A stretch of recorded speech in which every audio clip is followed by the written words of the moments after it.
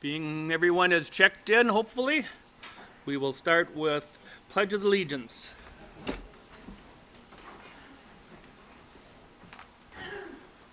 I pledge allegiance to the flag of the United States of America and to the republic for which it stands, one nation, under God, indivisible, with liberty and justice for all.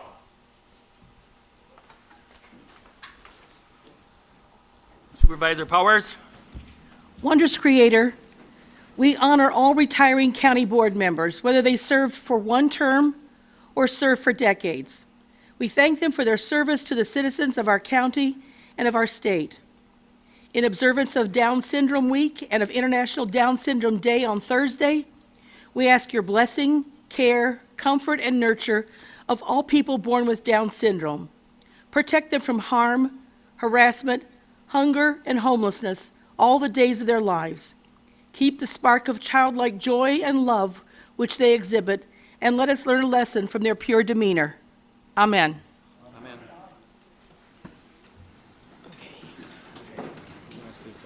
Before we have tonight's adoption of the agenda, Supervisor Cox, which is Chairman of the Personnel and Finance, has asked to have resolution number 365 withdrawn. So there will be an amendment to this evening's agenda. Vice Chairman Fari. Excuse me. Thank you, Mr. Chairman. I'll move for the adoption of this evening's agenda as amended. And it is seconded. And any discussion?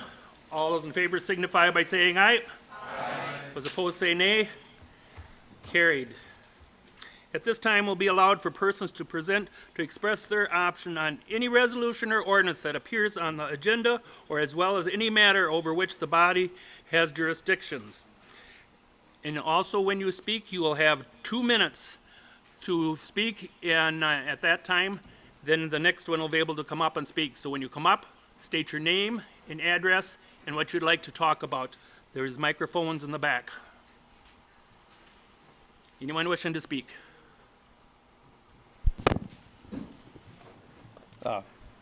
Hello, it's Robert Damel, 901 West County Road Y, Oshkosh. Most of you know I'm the Highway Commissioner for the county. I'd like to take the opportunity to remind everybody, April 15th through the 19th, coming up here, is National Work Zone Safety Awareness Week. Last year alone in Wisconsin, there was 2,168 crashes that occurred in construction zones and maintenance zones, resulting in over 712 injuries and 10 fatalities. I'd like to thank the Highway Committee for supporting our department in improving work zone safety, the county executive for his part in that. And I'd like a special thanks to Dave Albrecht.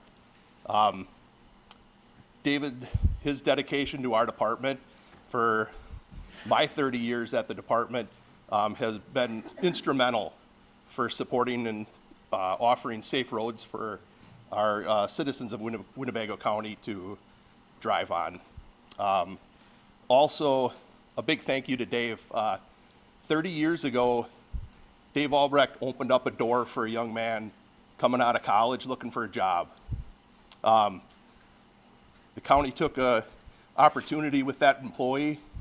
I hope Dave doesn't regret opening that door for that person. So, thank you. Thank you. Anyone else wishing to address the board? Good evening. Jeff Schneider, 2059 Spencer Court, and I am the President and CEO of the Oshkosh YMCA, and I'm here to ask you tonight to support our Spirit Fund request to expand childcare in our area. Currently, there are not enough resources to meet the childcare needs for families in our county. There are over 900 children on wait lists at childcares in our area. The Bipartisan Policy Center estimates the long-term economic impact of Wisconsin's childcare crisis to be between $4.2 and $6.4 billion. The Wisconsin Economic Development Institute found that 4 out of 5 employers say the state economy is negatively impacted by parents' inability to access childcare. The Oshkosh YMCA currently operates 3 childcare centers. Our downtown center and our 20th Avenue Center serve over 200 children and are totally full right now. Recently, we took over the child care center at UW Oshkosh. Once full, that center will have a capacity of 120 to 130 children. 10% of the children we service in licensed child care come from outside of the city limits of Oshkosh. With the Spirit Fund grant, the YB will be able to further expand our facilities at 20th Avenue to accommodate an additional 35 children in the 0 to 2 age range. This is the area of greatest need. When all is said and done, the Y will then be able to serve over 380 children. While we can't solve the entire problem, with your help, we can make a positive impact in our county. Why is this investment in childcare so important? It promotes the development of our children, supports working families, making our labor force more productive, ultimately leading to economic growth. Recognizing the importance of childcare is a strategic investment in our community. I thank you for your time and your support. Thank you. Name is Leah. Good evening. My name is Leah Kitts. I'm at 1317 Washington Avenue in Oshkosh, and I'm here again to speak about the harm reduction vending machines. It's been on a winding, long road back and forth with this resolution, and while I'm perplexed about the length of that road and how difficult it's been, I'm also very grateful that this resolution has returned to the county board for your consideration. I'm hoping that there might be some people, I don't know, if they're here tonight, to speak to you to really help you see what the real experience is for some people. It takes a lot of courage to come talk about this very personal experience that they may have had. And so I hope that that helps sway those who are reluctant now, and that the resolution is hopefully in a place where you can accept it. And I'm hoping that also the amendment does not happen, that takes away some of the beneficial abilities of these machines. Thank you. Thank you.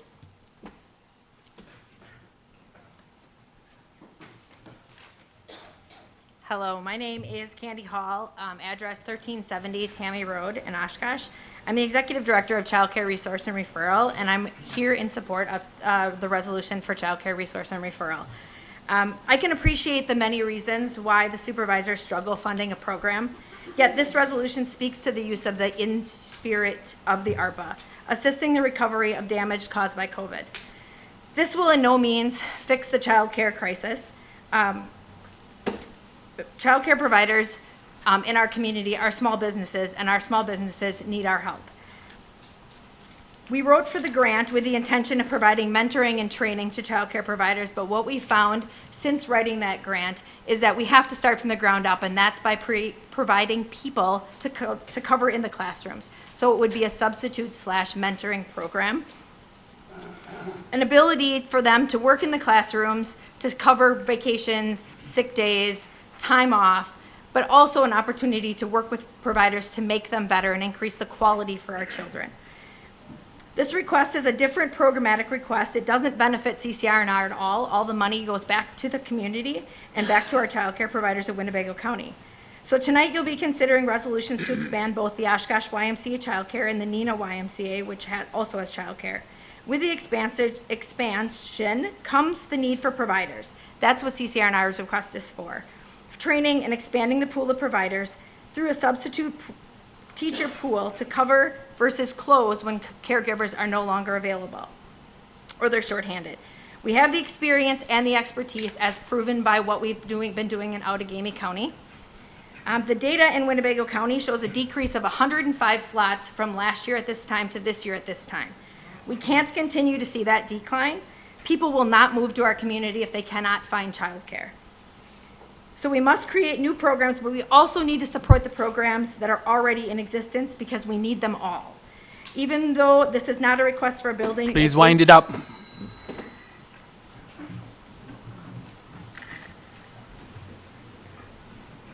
Hello, I'm Jeremy Damo, 3005 Shorewood Drive, Oshkosh, Wisconsin.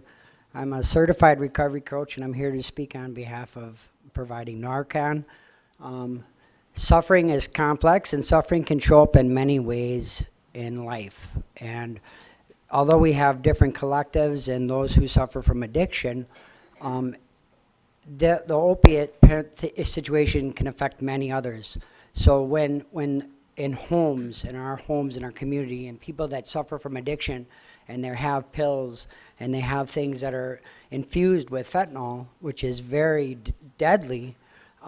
My father, who had Alzheimer's, could have taken that. A child could take a pill. Something could happen that could affect, and an experience not intended or intentional otherwise, and it could affect us. And having resources available for people that some may have, maybe uncomfortable going to a place to get Narcan, having this available for all of us, for not people caught in a crossfire, but even for any calamity, when we take options off the table, what do we do then? It can affect everybody. It affects all collectives. It can bleed into our lives. And I just ask you to consider that. Thank you for allowing me to speak. Thank you. Anyone else? Yes, my name is Brenda Leopold. I don't reside in Oshkosh, but I've had the pleasure of calling Oshkosh my entrepreneurial home with several businesses. The latest one is Kids HQ Child Care Center on Washburn Street, 1911 Washburn Street. I'm here in support, obviously, of child care resource and referral and the efforts they're putting into supporting businesses like mine. One of the things that I can support in both of the conversations that have happened already tonight about childcare is that we can't do more by ourselves. And in the efforts that we've made since COVID, our center was lucky enough to survive the pandemic. In the efforts to do that, my husband and I, who have backgrounds that are business, professional, administration, IT, are now teachers. We are in a classroom every day, and I'm trying to implement a 3-inch binder of rules and regulations that I know are in the best interest of my kids and the kids in your community, and I can't do that when I'm changing diapers.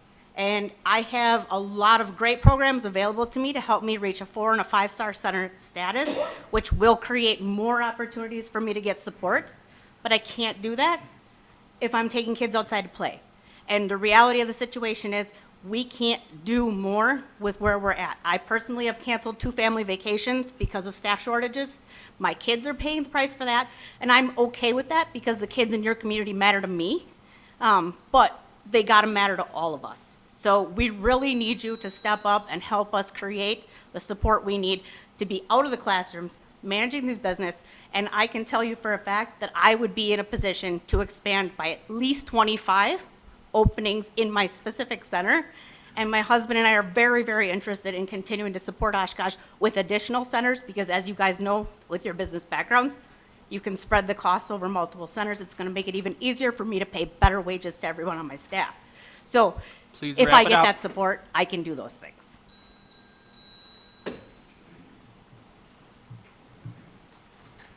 Anyone else wishing to speak to the board this evening? Hi, Amy Albright, 5744 Ontario, here on behalf of the Oshkosh Convention and Visitors Bureau.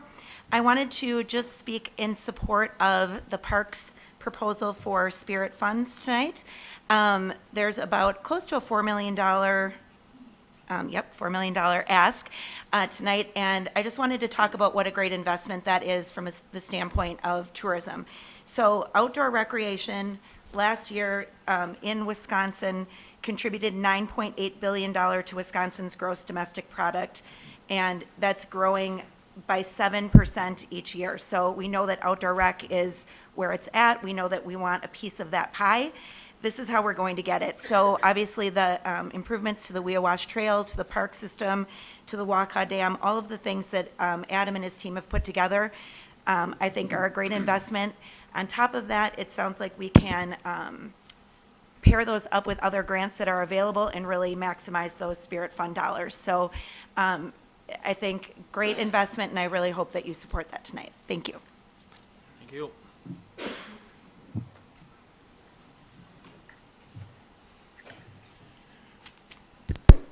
Good evening. My name is Ashley Hesse, 4815 Plumbers Point Road. I love these opportunities to speak, so thanks for listening. Just a little more education. You've heard a few folks talk about, and implore you to, number one, thanks for reconsidering, whoever was a part of that, bringing Resolution 310-01-2024 back to the table for these harm reduction vending machines. Just a little bit more info to just feed your minds ultimately, and hopefully it helps you make a right decision, in my opinion. I'm just looking around the room. Veterans Administration, whether you're aware of it or not, we've got 10, well, almost 22 programs right now in the VAs that are syringe service, naloxone, fentanyl test strip distribution. Okay, just a little perspective. There's currently a national challenge that was put out last week for all the businesses of the country.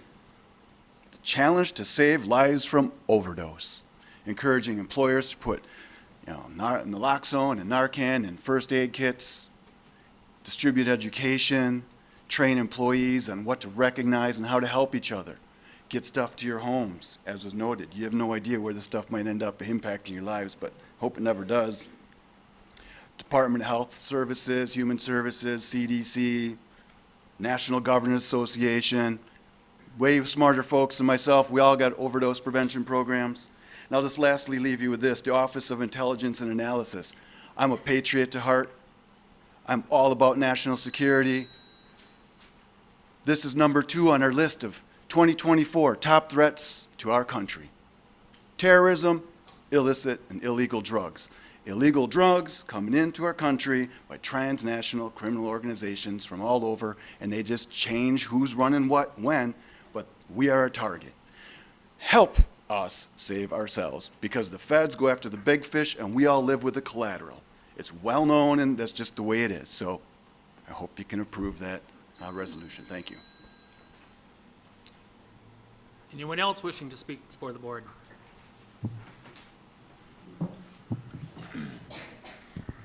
Good evening. Robert Albright, 5744 Ontario Street, Beadmore. I'd like to comment on the proposed comprehensive Spirit Fund request. I'm not here to speak against any of the proposed projects, but I'd like to point out where I feel the county is missing the mark in investing in the Weewash Trail. I should point out that the $500,000 investment currently in the budget is simply to turn over the portion of the Weewash Trail that is an urban portion to the city of Oshkosh and get it out of the county maintenance budget. Per the county zone number between Westwind Drive, Allenville, and Fairview, counts indicate that a minimum of 44,000 visits a year. The Weewash Trail receives annual maintenance from the county, and there have been several great projects that have improved the trail over the last number of years. However, even with these projects, there is more work that needs to be done to remedy some of the very poorly drained areas. A few other facts I would like to bring to the attention of the board are as follows. Over the 14 miles of rural trail and 9 parking areas that will remain under county control from Lake Beadmore Drive to the Outagamie County line, the county provides the following for trail users: 0 public use restrooms or temporary toilets, 1 trash receptacle at the park and ride, and I believe 2 at Highway 10, 0 dog waste stations, 1 bike maintenance station in the new park and ride, and no access to drinking water. 0 storm shelter areas for trail users unless you count the Highway 10 underpass. So while the maintenance budget has helped the trail, in my estimation, more could be done, and the glaring lack of these ARPA funds being used to invest in this county resource is disappointing. So what can be done? The county owns 2 lots adjacent to the trail at Breezewood Lane, where there has been talk since 2021 about creating a green space, shelter, and restrooms. Nothing has occurred, and there is nothing in the Spirit Fund for a simple project that would greatly enhance the trail usability for county residents. There should be an investment here, as it roughly at the halfway point of the rural trail section. The county should commit adequate annual budget to this resource. County staff I have spoken with estimated Please that get ready when to wrap grading- it up. Okay, thank you.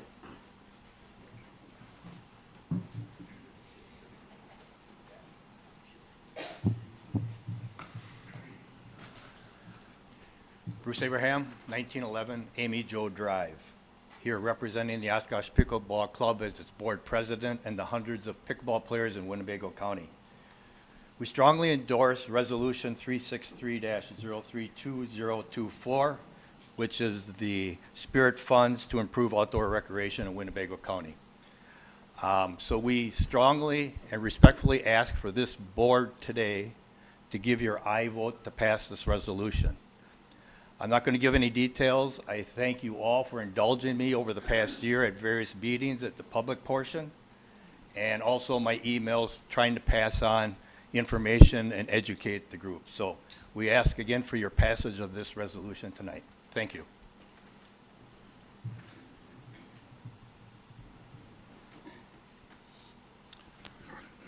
Good evening. I'm Bill Topol, 1476 Wellington Court, and your County Human Services Director. I have not weighed in yet, but I want to let you know tonight that I am in support of the reconsideration of the vending machines. Many of you don't know I'm the president of the Wisconsin County Human Services Association, so I check with the other 71 counties on many different issues. And on a recent phone call, we had probably 20 or 25 counties represented, and I asked the question, how many of your counties are in support of vending machines, and how many counties have vending machines already to distribute at least Narcan, among other things? And the answer was everyone was in support. Not every county had yet received money for the vending machines. Not every county was going to have a vending machine. Part of that was they didn't know where they were going to place it, more than they didn't want one. So I just want to let you know that the vast majority of counties are very much in support of vending machines. It's not the answer. It is simply another tool in our toolbox of ways in which we can try to keep people alive so that we can try to turn the tide and get them the help that they need. So thank you so much for your reconsideration tonight, and I will leave it to you. I know we're in good hands. At the end of the day, I've known you all to be reasonable and want to do what's best for Winnebago County. So thank you so much.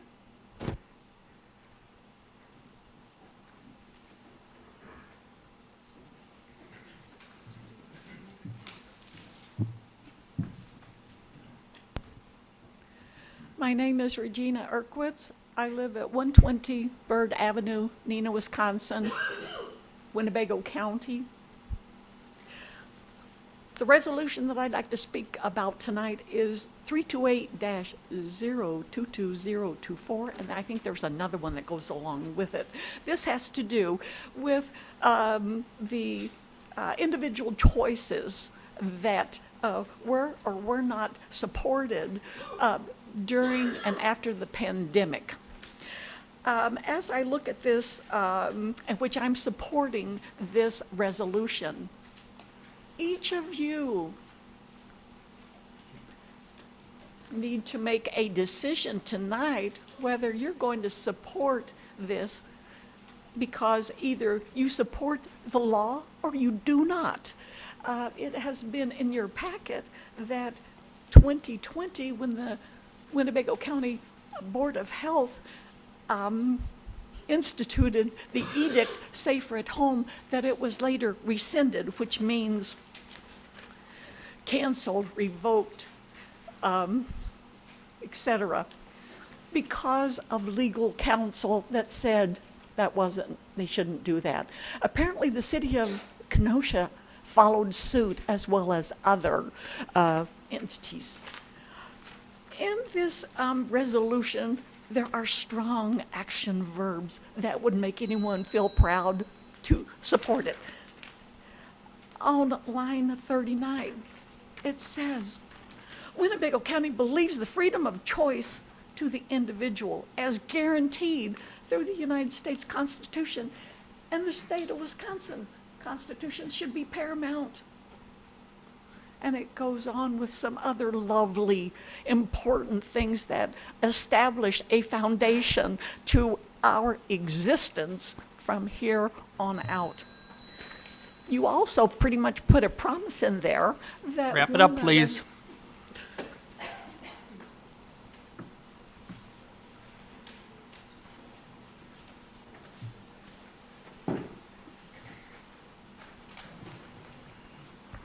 Good evening. I'm Jane Lang, Mayor of the City of Neenah, 211 Walnut Street in Neenah. I just am coming before you with a lot of gratitude for your willingness to reconsider your vote on the barricade project that we put before the Spirit Fund, and I would just really appreciate your support for that. I feel like we are partners in Winnebago County working for the safety and security and betterment of our entire county. And I just have to say, too, how much I appreciate the job that you are all doing. I know it's not easy to serve on any board and to serve in political office. It takes a lot of courage, and I appreciate that you are doing that. And I would just really appreciate your support tonight as we hope to bring this back and have support for the barricade project. Thank you.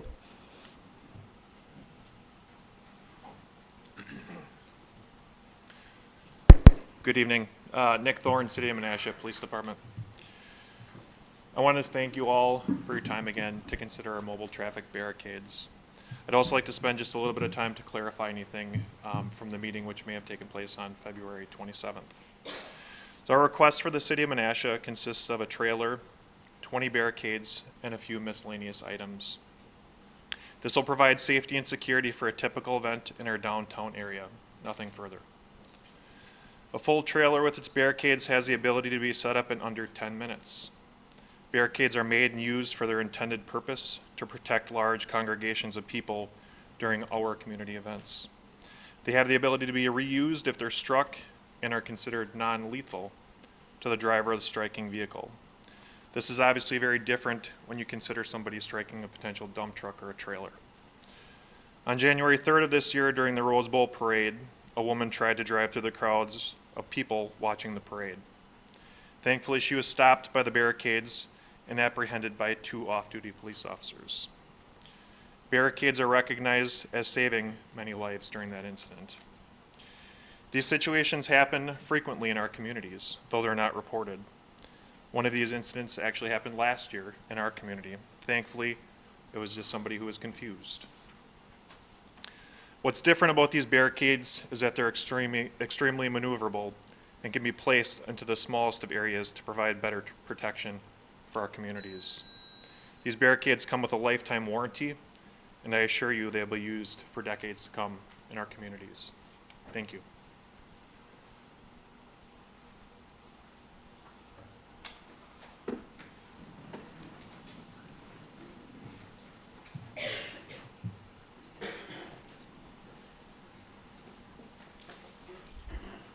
Reverend Ellen Rasmussen, pastor Algoma Boulevard, United Methodist Church, and I also reside at 100 North Main Street. And I'm here to speak in support of the harm reduction vending machines that we have support from the leadership team and the congregation at Algoma Boulevard. And one of the ways that we see this is how we can be the best neighbor possible to our neighbors that are in need. Not only to those who are in the throes of addiction, but also to their family and friends and those that love them. If we can help each other become healthier in the community, we raise the health of the community overall. And it is a tool that's been shared earlier. It's a step to help somebody get to the next step in their recovery journey. We are all on a journey, and sometimes we just need the right moment in order to take the next positive step. And so I urge your support of the harm reduction vending machine so that somebody's bad decision is not their last decision, that grace will reign, and that we can all be supportive of each other to get to the next step, hopefully towards a healthier life. Thank you.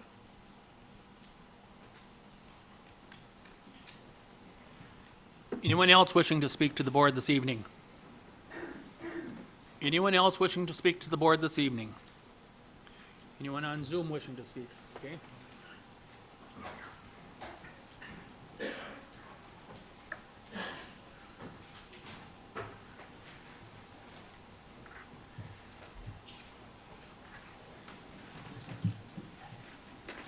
Good evening, everyone. My name is Karen Iverson Rickers. I reside in Appleton, and I'm here representing Ebb and Flow Connections Cooperative, a group that is collaborating with Winnebago County Public Health to bring emotional CPR or eCPR to Winnebago County, as well as a pilot project that happened in the Fox Valley called Community Living Room, which are pop-up listening spaces to enhance social connection. Both emotional CPR and community living room work to enhance social connection, which has been identified as a major challenge and crisis both in our communities and our country.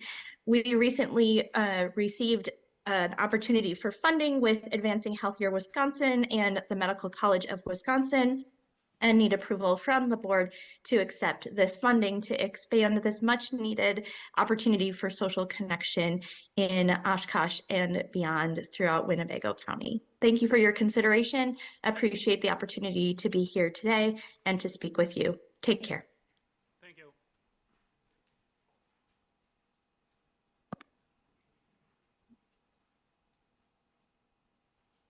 Hello, I'm Barb Tankestaw with First Five Fox Valley. And I'd like to speak in support of Resolution 361. And I'd like to be able to say that the reality of the COVID-19 pandemic took a toll on families, economic and workforce insecurity, health concerns, education, childcare, all required parents to adapt really quickly when caring for their families' needs. And while everyone was dealing with the stress and the mental health, our youngest children experienced an increase in developmental concerns, and we're just now seeing it. As an example, last week we had a mom call with a 3-year-old girl, and she had an opportunity. Her child wasn't speaking. She worried about it at the age of 2, and her family said, "Don't worry, she'll grow into it." It's now this child's about to turn 3, doesn't speak a word. She called us at Help Me Grow. That child was going to age out of birth to 3. We were able to give her a developmental screening, refer her to her healthcare provider, and that was the little one that was born in 2021. We're just now seeing the effects of those babies that were born during the pandemic. Again, during COVID, they're just now exhibiting issues. This family would have fallen through the cracks without the cross-sector work we do daily with our partners. So I strongly encourage you, as First Five Fox Valley's Executive Director, to support Resolution 361. Thank you. Thank you.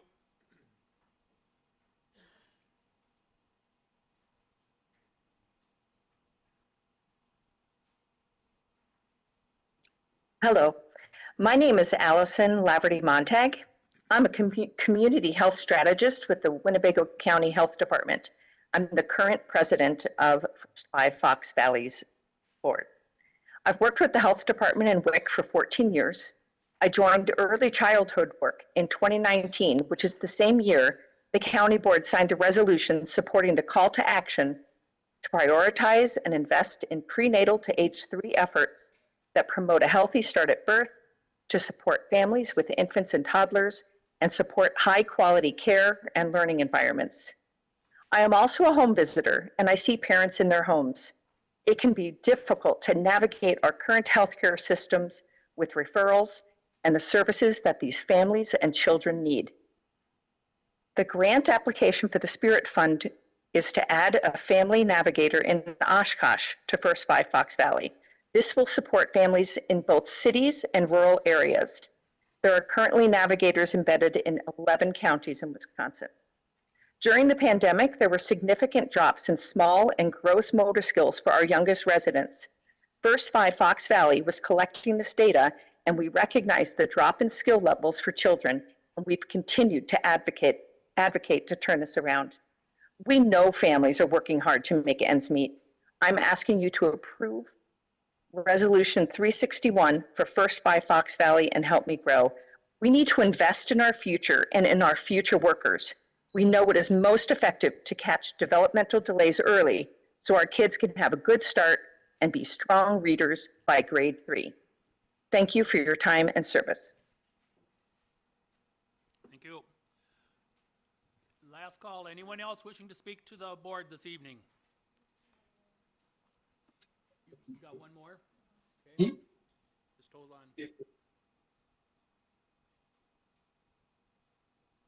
Yes, hello. Brett Salscheider, President and CEO with the YMCA of the Fox Cities, with our corporate address of 218 East Lawrence Street, Appleton, Wisconsin. We greatly appreciate the county's consideration of our Spirit Fund request, Resolution 359 for our Neenah Menasha YMCA facility. As you heard about the need in our community surrounding childcare from my colleague from the Oshkosh YMCA, as well as others in attendance tonight, the need is great. But today, our facility in Neenah Menasha serves over 11,000 individuals annually through membership, and the thousands more through various programs that range from childcare, safety around water, to well-being, et cetera. And in essence, it's programming that transcends all ages and socioeconomic backgrounds. And so we believe this investment will be transformational in support of children, adults, and families, as well as many residents in the northern part of the county. So again, we know you have a difficult job, and we appreciate the board's consideration of our request. Thank you. Thank you. Anyone else? Anyone else wishing to speak to the board this evening? If not, we'll consider that part closed.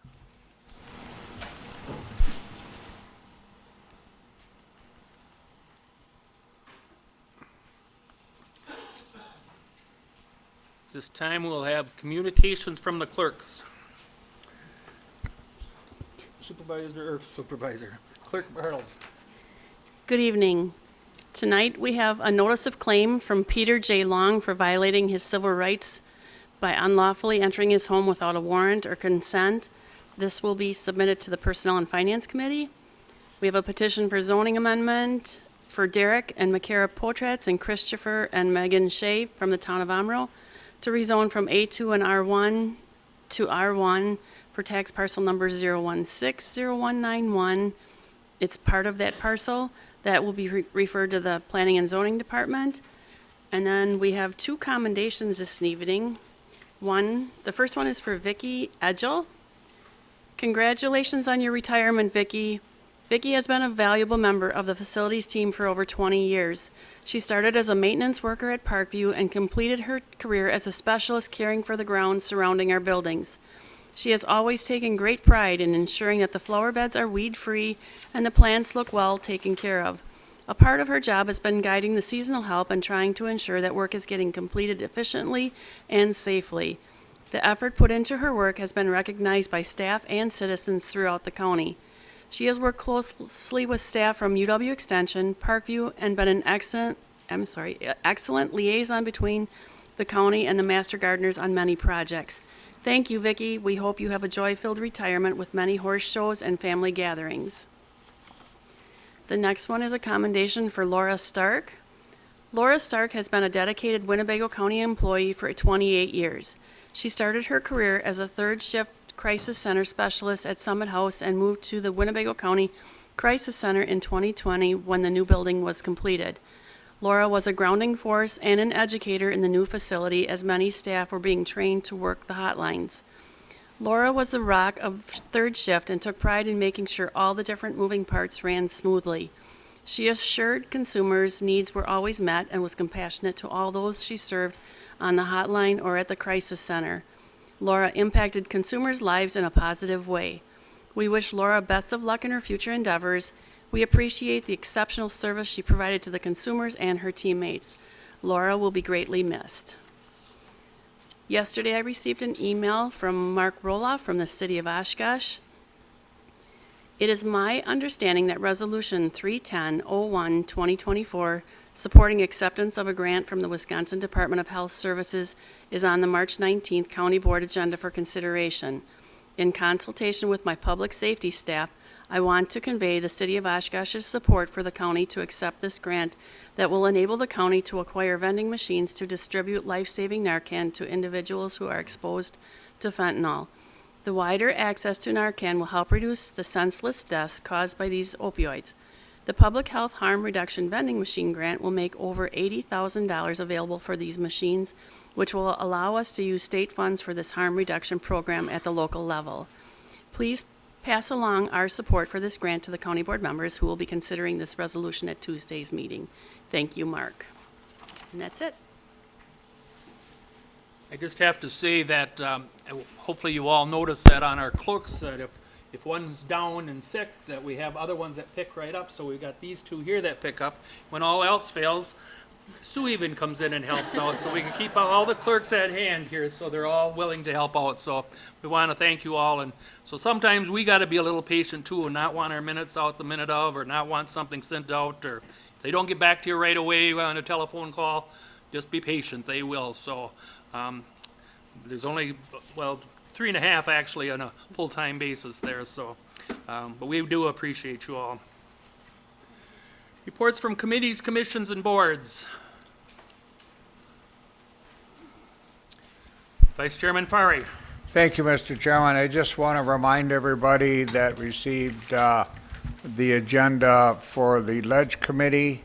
There's a date issue on there, so just be aware that Ledge Committee is the next coming Monday, March 25th, 8:30 Colquitt Center. Thank you. Supervisor Defferding. Thank you, Mr. Chair. The We Heart You recovery event happened last week, Wednesday, from noon to 5, and it was a fantastic turnout. We had Buck's assistant coach, Vin Bakers, be the keynote speaker, and he had a really, really great speech, and he had a Q&A session afterwards. He talked about his addiction with alcohol, and his addiction with alcohol while he was playing for the Bucks and the Supersonics, and then he was later let go and became a barista at Starbucks. That started his little autobiographical book called God and Starbucks. And he spoke a lot about his recovery and how the press treated his recovery, about how he went from being a millionaire basketball player to serving to being a barista at Starbucks. But he talked about how they talk about that, but they don't talk about how his life was saved. And that was the most important thing, that his life was saved, and that he was actually able to start a recovery firm in Milwaukee that opened the day prior to that event. I think it's something for all of us, something that all of us should consider when we do our vote tonight for the harm reduction vending machines. Thank you. Supervisor Bender. At UW Extension, we run a program called Grandparents Raising Grandchildren, and we're currently looking for basically childcare providers to basically watch the children while the grandparents are basically networking to see what they can do to help better raise the grandchildren. Most of them have some type of disabilities, so it's nice. I mean, I went to it one time for a Thanksgiving dinner, and it was pretty sad when you listen to all the stuff they're going through. But we need some people to watch the children while the grandparents are basically in the program. It's one night a week to pay $17 an hour. If anybody's interested or know anybody that would be interested, get a hold of Amy at the Extension office. It'd be great to get some people involved in that and give them the help that they need. Supervisor Stafford. Thank you, Mr. Chair. Just one update from Judiciary and Public Safety. We had a resolution referred back to our committee. That's Resolution 329-022024, supporting a restitution court program for Winnebago County. We did have discussion on this resolution. However, the committee at large was at a loss since the resolution does not really offer any sort of specific solution. It's more of just a statement.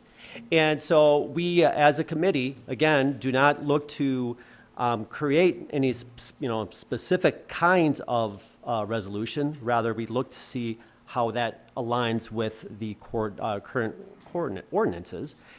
So as such, we pulled it from the agenda since there is nothing really to vote on.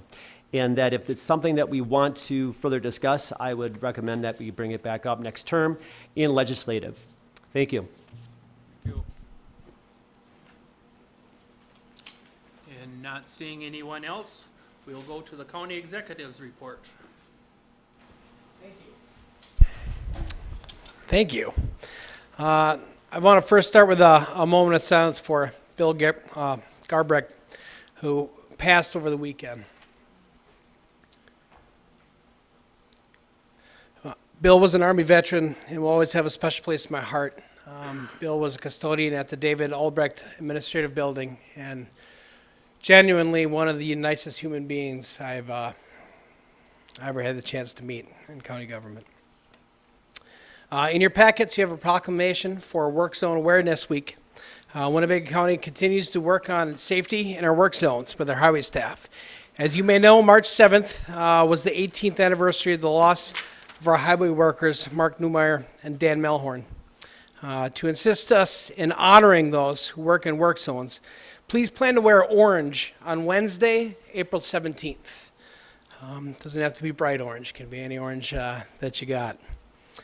We do have a rather large agenda today, so I'm going to try to make this quick. And I ask you to trust the work of your committees and approve all the items that we've presented tonight. As you do know, I do support the harm reduction vending machines. County staff has worked on an amendment to the resolution which will allow only opioid antagonist or Narcan in the vending machines. The reason we have the language of opioid antagonist is because there might be another brand, and if it's not Narcan, I want you to just know that opioid antagonist would open us up to any brands that are there in the future. And I urge you to introduce the amendment if that's what it takes to approve the grant. My goal is to just make sure that we have supply of Narcan that's available out there. I want to touch on the mobile traffic barriers that hopefully is being reconsidered tonight. It is important to keep the partnership and keeping our communities safe.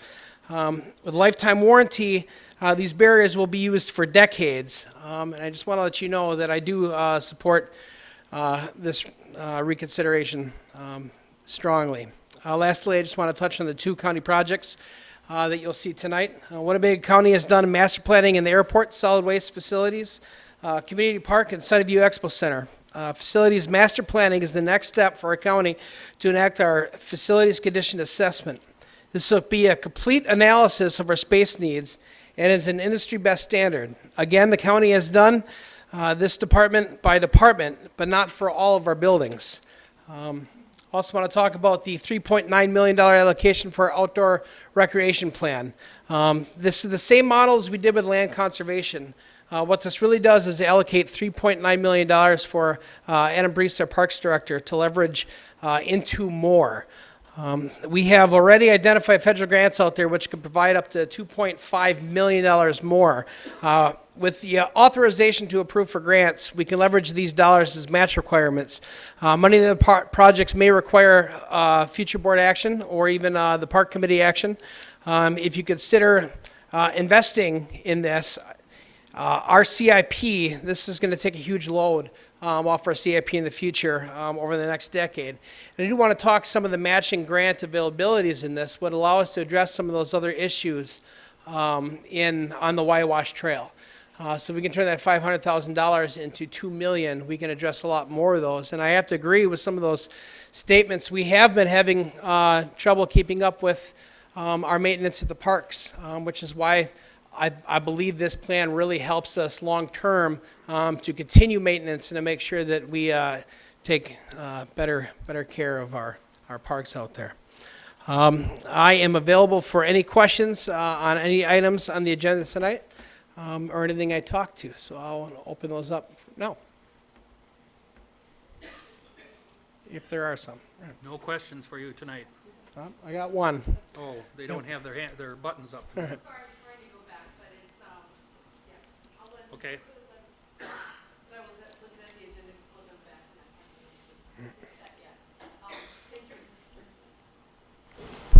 Can you hear me? There, can you hear me?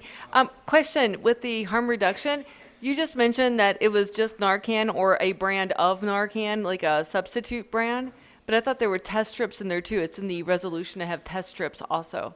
The resolution is the same as what it came back, but we had staff worked to prepare an amendment to the resolution to be made on the floor of the board to make it just the Narcan antagonist, so whether or the opioid antagonist, so whether it be naloxone or something else. That is my focus. If test strips are uncomfortable, then fine. Then just give me access to the Narcan. That's my main priority. So the other stuff, the CPR mask, the test strips, I'm willing to take all of that off the table, bottles of water, anything else, just to make sure the Narcan is the key piece, or the opioid antagonist that I want to make sure we have out there. Thank you.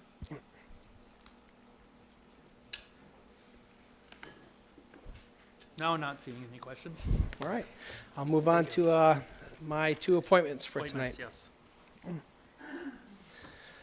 All right, to the Winnebago County Library Board, I'd like to appoint Tom Schneider of the town of Winnebago County to a term expiring April 30th of 2026. Motion made and seconded. All those in favor signify, is there a question? All those in favor signify by saying aye. Aye. Opposed, say nay. Carried. All right, to the Carter Memorial Library Board from the town of Amro, I'd like to appoint Miss Aline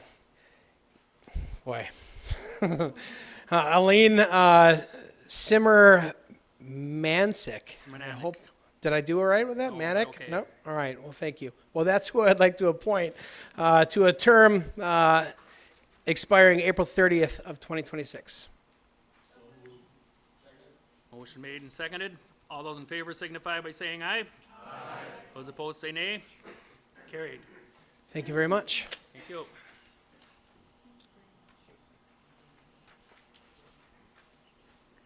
County Board excused. Unfortunately, we got some that'll be their last time of being on the board, but they will be excused tonight. Supervisor Albrecht, Supervisor Borchardt, Supervisor Zestera, and then also excused is Andy Buck. At this time, we'll go ahead and we'll recognize the retiring county board supervisors. What we do is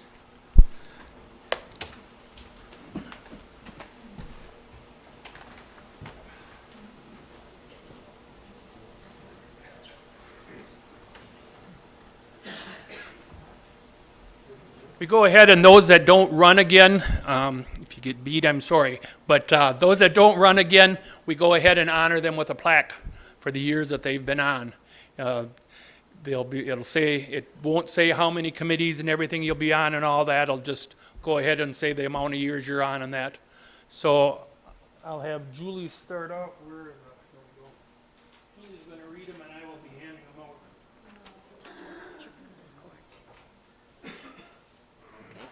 Just don't trip over the cords. The first one that we'd like to honor is David Albrecht. He was on the board from 1986 to 2024 for District 11. The next one is Supervisor Thomas Borchardt. He has served from 2018 to 2024 for District 3. Supervisor Brian Defferding has served from 2018 to 2024 for District 6.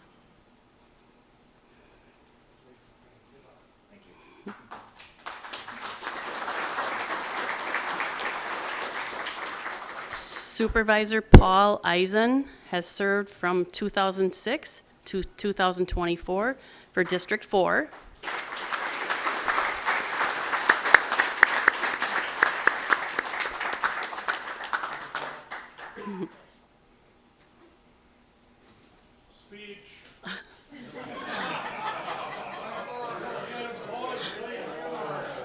Supervisor Timothy Ernst has served from 2023 to 2024 for District 20.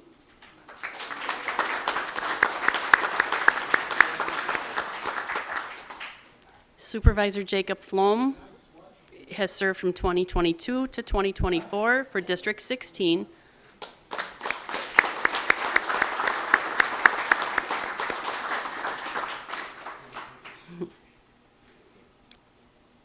Supervisor Julie Gordon has served from 2016 to 2024 for District 17.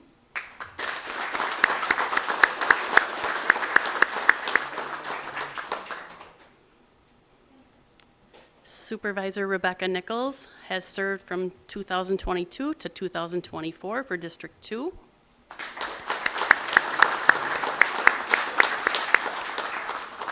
And Supervisor Shauna Zastera served from 2022 to 2024 for District 32. And I will just say it has been a privilege working with all of you, so thank you.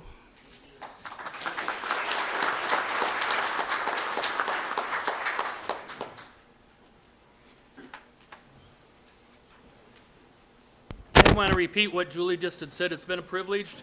We've had quite the 2 years. We've gone through an epidemic. We've gone through a lot of health issues. Besides the epidemic, we've lost some board members.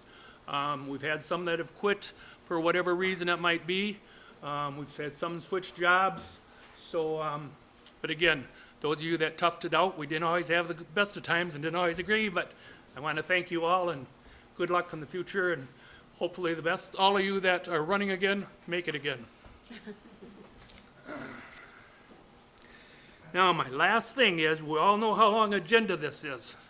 So we're going to go back to like we did before. You'll have your 2 minutes, and then you'll be done. Then if you want to go back on your second 2 minutes, you can. But it seemed to work out good last time. It seemed like we got through fairly fast. And so if we keep on that way, hopefully it works good. First thing on the agenda is a consent calendar. Now remember, I'll remind you this time that if you want anything pulled off, this is the time to do it, because once it's passed, it can't be taken off. Vice Chairman Fari. Thank you, Mr. Chairman. I would like to pull the minutes, please. Number one. Number one, okay. Vice Chairman Haran, or I'm sorry, Supervisor Haran. Thank you, Mr. Chairman. I'm just wondering about two of the resolutions. One of them is 354-032024. That is a 2/3 vote, I believe, for the $266,400. And the next one, number 17, resolution 355-032024, again, is for $205,000, and I believe it requires a 2/3 vote. So are you asking for them to be pulled? Well, I have just been told why they're there, and no, I don't need them pulled. Thank you. Okay. Supervisor Swan. Thank you, Mr. Chairman. I'd like to pull Resolution 346-032-024, approve values on in-rem tax deeded properties. Number 8, okay. And then, for further explanation, I'd like to pull 13, Resolution 351-032-024 Okay. as well. Thank you. Last one is number 13. 351-032-024. 351. Number 13.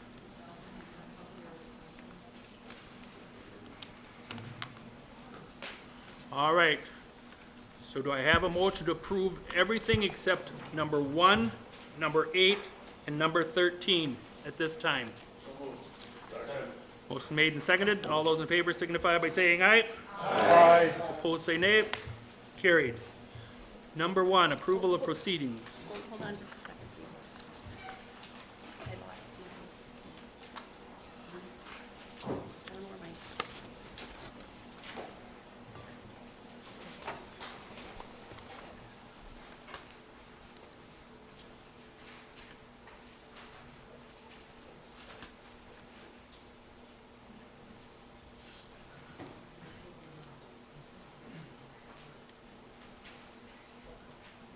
Okay, now you're on, sorry. Okay. Number 1, Vice Chairman Fari. Thank you, Mr. Chairman. This is more of a statement as to identify something. If you would look on page 286, under the county executive's report, and the last paragraph deals with a motion that was entertained at the last meeting. That was a motion by Supervisor Burrow, seconded by Supervisor Gustafson. It is my opinion that that was not properly noticed. Now, as I raised that objection at the last meeting, I simply state this to let you know I will be abstaining specific to and because of that item on the minutes. Thank you.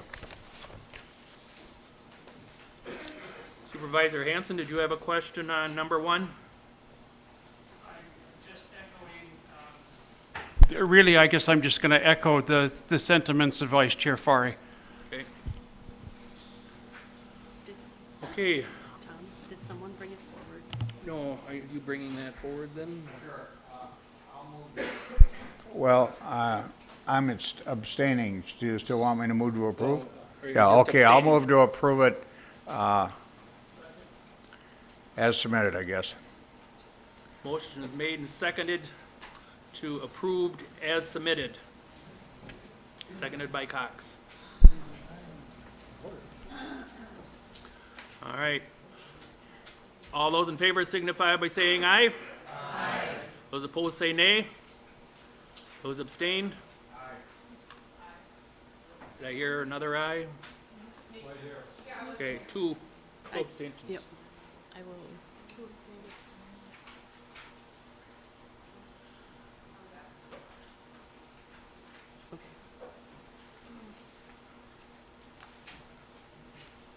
Number 8, Supervisor Swan.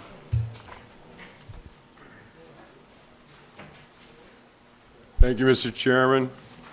As I look at the agenda item report for true values on in-rem tax deeded properties, I see values, I see assessed values, I see appraisal price, and I'm asking myself, how exactly does the Finance Committee of Winnebago County determine value, price, or whatever we're supposed to be determining here? In General Code 3.031A,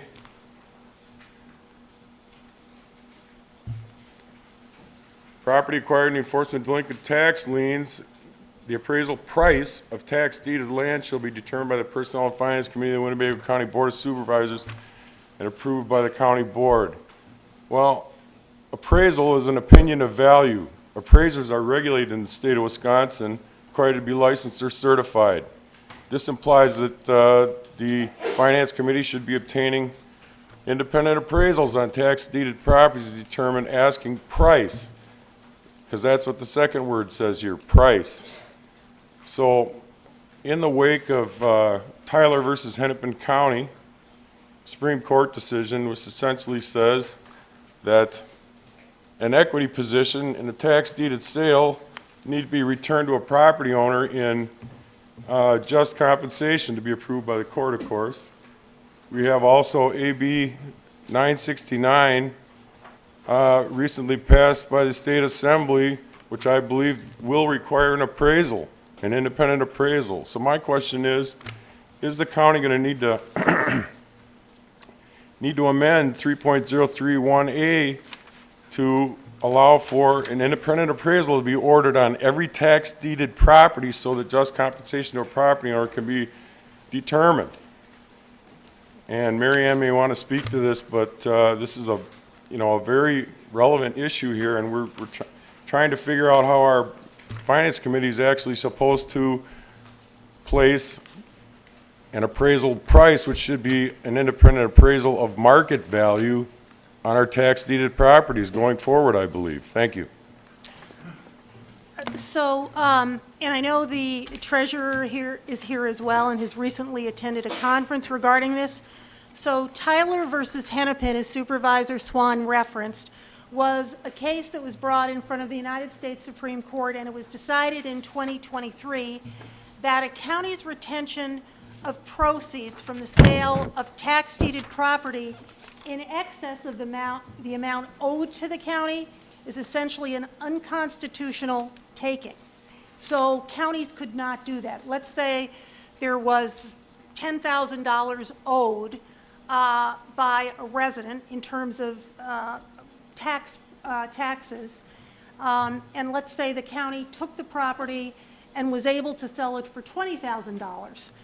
The county could not pocket the extra $10,000, according to Tyler versus Hennepin. because that would be an unlawful taking. Now, again, or I should say Supervisor Swan referenced this assembly bill, and what is interesting in the bill, and my understanding, I have not looked, but Supervisor Swan told me right before we were about to start this meeting that it passed. I have not verified that. I'm sure that, okay, so Supervisor Swan is pointing to Supervisor Gustafson, who indicated to him that it had passed. It did, I'm sorry.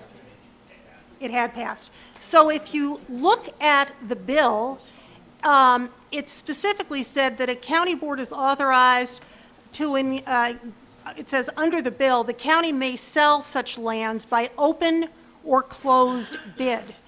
It also says that current law prohibits the sale of tax delinquent real property unless it has been first advertised.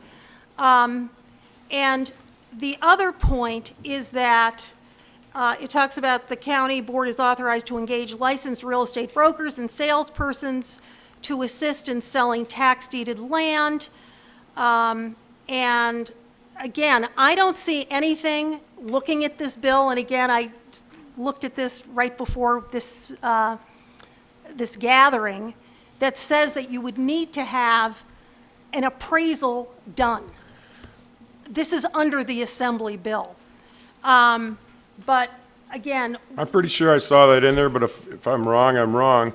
But in any case, a determination of just compensation is best accomplished by an independent appraisal in compliance with Chapter 32 eminent domain. So, you know, I'm just putting forth that we may need to adjust 3.031A to properly prepare ourselves to determine what needs to be returned to a property owner in a tax sale. and I think it's also important, and I'm sure supervisors have seen this in the package as we go through tonight's proceedings, there is a resolution that talks about establishing an appraisal policy for Winnebago County, but it does exempt tax deeded properties. And again, under the assembly bill I see, there is no requirement that an appraisal be done for tax deeded properties. All right, well, you know, the exemption for tax deeded properties clearly was necessary from that policy, just in preparation for the changes that are going to be coming on that. Right. And in the bill, it does say, any county shall have the power to sell and convey its tax deeded lands in such manner and upon such terms as the county board may by ordinance or resolution determine. Right.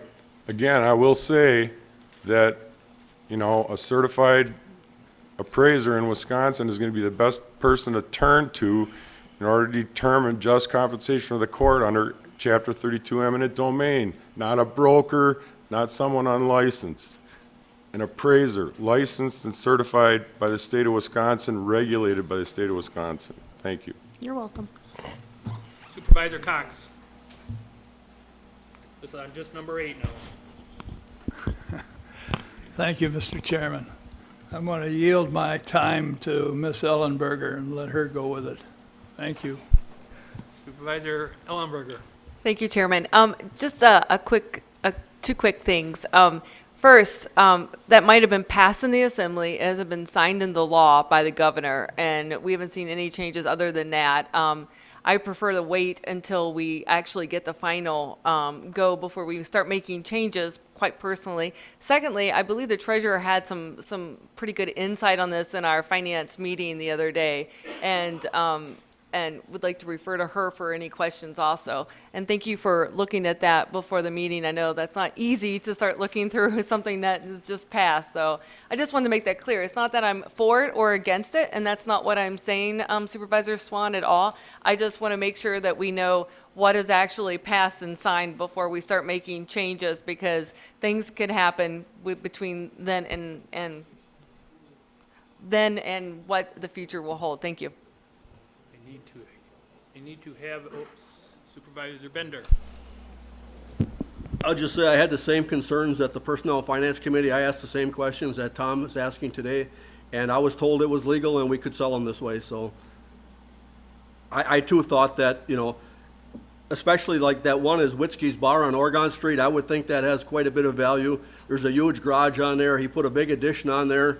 I would surely think it's worth more than $75,000, but in the past, there was some I was interested in, and Mark Harris told me it'd be a conflict of interest if I bought any, so I basically stay away from them. Supervisor Swan, your second time. I just wanted to follow up and say I am not going to support this just because I believe that a recodification and a clarification of how you determine an equity position in a tax deeded property sale needs to be updated, and we need clarity on this, and to approve a tax deeded sale could open the county up for litigation, in my opinion. Thank you. Thank you. Hopefully that recodification will get done this year. Hopefully. I will need a motion to go ahead and approve Resolution 34603, 2024. Motion made and seconded. All those in favor signify by saying aye. Aye. Those opposed say nay. Hey. Better do it by. Those that are in favor, vote A. If you're not in favor, vote nay.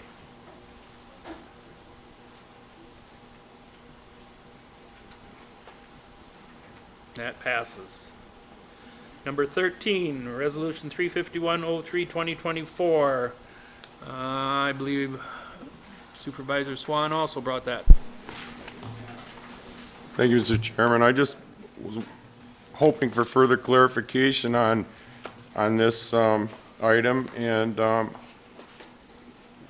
whether this 50,000 is a launching amount, project launch would be expected to continue out in the future as a cost to the county. Thank you.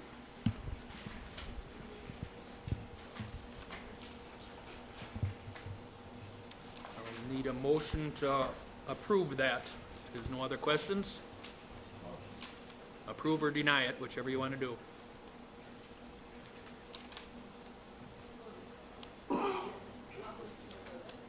Make a motion to approve it?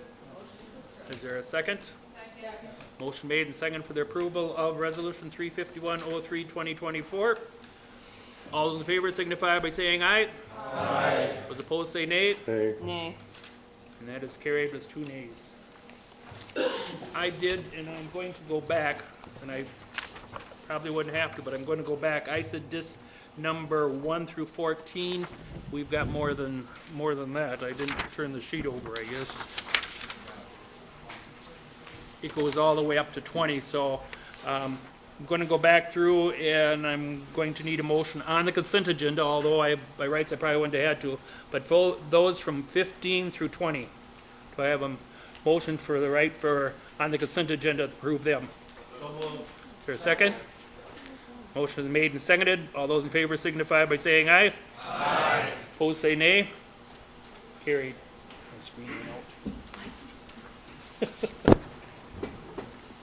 Shouldn't have done it, then we would have had that problem.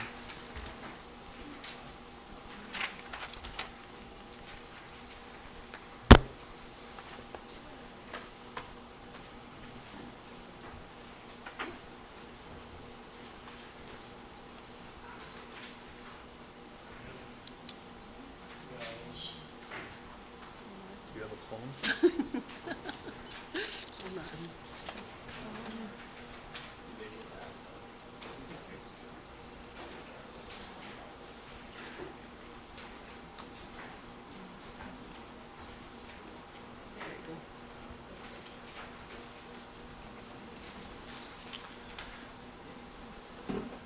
Before we start business items, Supervisor Nussbaum, did you have a question? Your light went on, but my thing went all black, so I wasn't sure. I pushed for 310. Okay. Supervisor Ernst, did you have a question? Okay.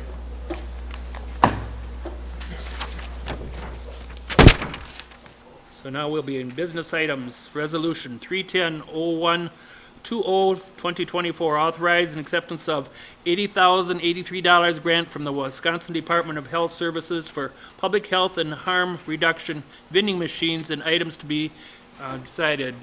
Supervisor Nussbaum. Thank you, Mr. Chairman. I have to apologize to Sheriff Motz because that letter that I wrote, that email, it said that he did not respond, but I did not see it. He had responded. And he didn't, I asked him to look at Supervisor Ernst's email and to see if the sheriff's position changed because of that. And he didn't answer me, but he said that Lieutenant Rice would be here to give the sheriff's position. So if, with your permission, I'd like to have him tell us the sheriff's position. I wish they would have talked ahead of time, because then here again, we go back, everybody, county executive's going to say, well, can I get up and give my response the next time? And I won't let them. So let's go around and see if there's any questions here, and then we'll come back if that's come back. So I've got a bunch of questions here first. Supervisor Ernst. Point of order. Do we actually have a motion on the floor to discuss? Right. So we're discussing right now. I called on him. Is there a motion on the floor to discuss? Has there been a motion or a second? Oh, I'm sorry. No. No, there is not. Thank you. I move to approve Resolution 310-012024, harm reduction, acceptance of the grant, authors. And Yep. we have a second. Can I speak on this too, Supervisor Burrow. please? Yes, you can speak on it. Thank you, Mr. Chair. Fellow supervisors, the crisis is here. The opioid crisis is here. Deaths from that crisis are inevitable. The best we can do right now is reach those users who we can in an attempt to keep them alive, that they might seek help. And we're not talking about just users who are using illegally, who I think that image commonly manifests when we think of users, but as we know from the various stakeholders that we've heard, that is not the case. And even if you think this is beneficial to stop crime, the criminal use, we know that's not going to happen by this vote. We know this vote is not going to stop use. We know this vote's not going to stop transnational crime. But remember, as a lot of you, I think, believe, we should not be legislating private personal health decisions, right? That includes, and what that means in this case is that we have the responsibility to keep these people alive. There has been no proposal to make a broader in scope program other than this, which there's been nothing here that prevents the county or any other supervisors from presenting such legislation. All the stakeholders, all the public, all the officials we've heard from agree that this is the best possible course of action. There's no trade-off in county resources. Don't double down on biases against drug dealers, drug users at the expense of lives. Supervisor Hanson. Thank you, Mr. Chairman. On the resolution, I have two quick questions. I want to make sure which one we are voting on. And please, no one say that I am against handing out or giving Narcan to anyone in need. That is patently false if you go in that direction on what I'm about to say. My objection is how this was handled and brought forward, especially hearing that amendments were discussed before it was brought to the floor. I object to how this process was handled. To answer, we are voting on Resolution 310-01-2024, authorizing acceptance of an $80,083 grant from the Wisconsin Department of Health Services for public health and harm reduction, vending machines, and items to be discussed. Right, I have two copies. I have one that has no apparent amendments or lines through, and I have another one that has lines through it. Can you answer that by chance?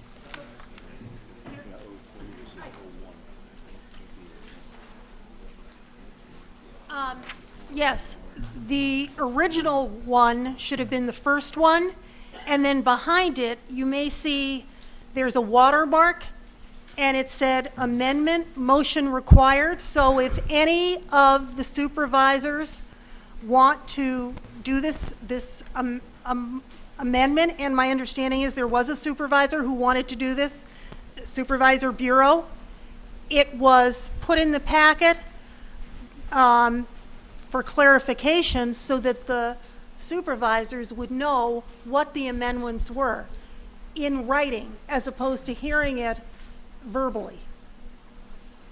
That is not a violation of the rule to discuss an amendment before it comes to the floor? Well, it was Supervisor Bureau who wanted to have an amendment to this original resolution.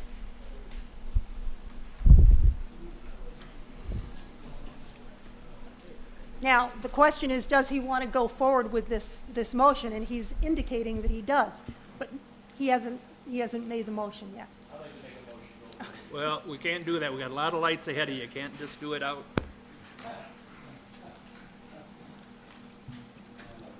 Supervisor Stafford. Thank you, Mr. Chair. I want to first just thank Director Giernan and County Executive Damel. So as we discussed this last time, we had a great discussion on this, and one of the questions I had asked was, have we discussed this recommendation with the residents of Neenah, the city of Neenah, the Neenah Police Department, anyone in Neenah, from an execution, from a tactical point of view?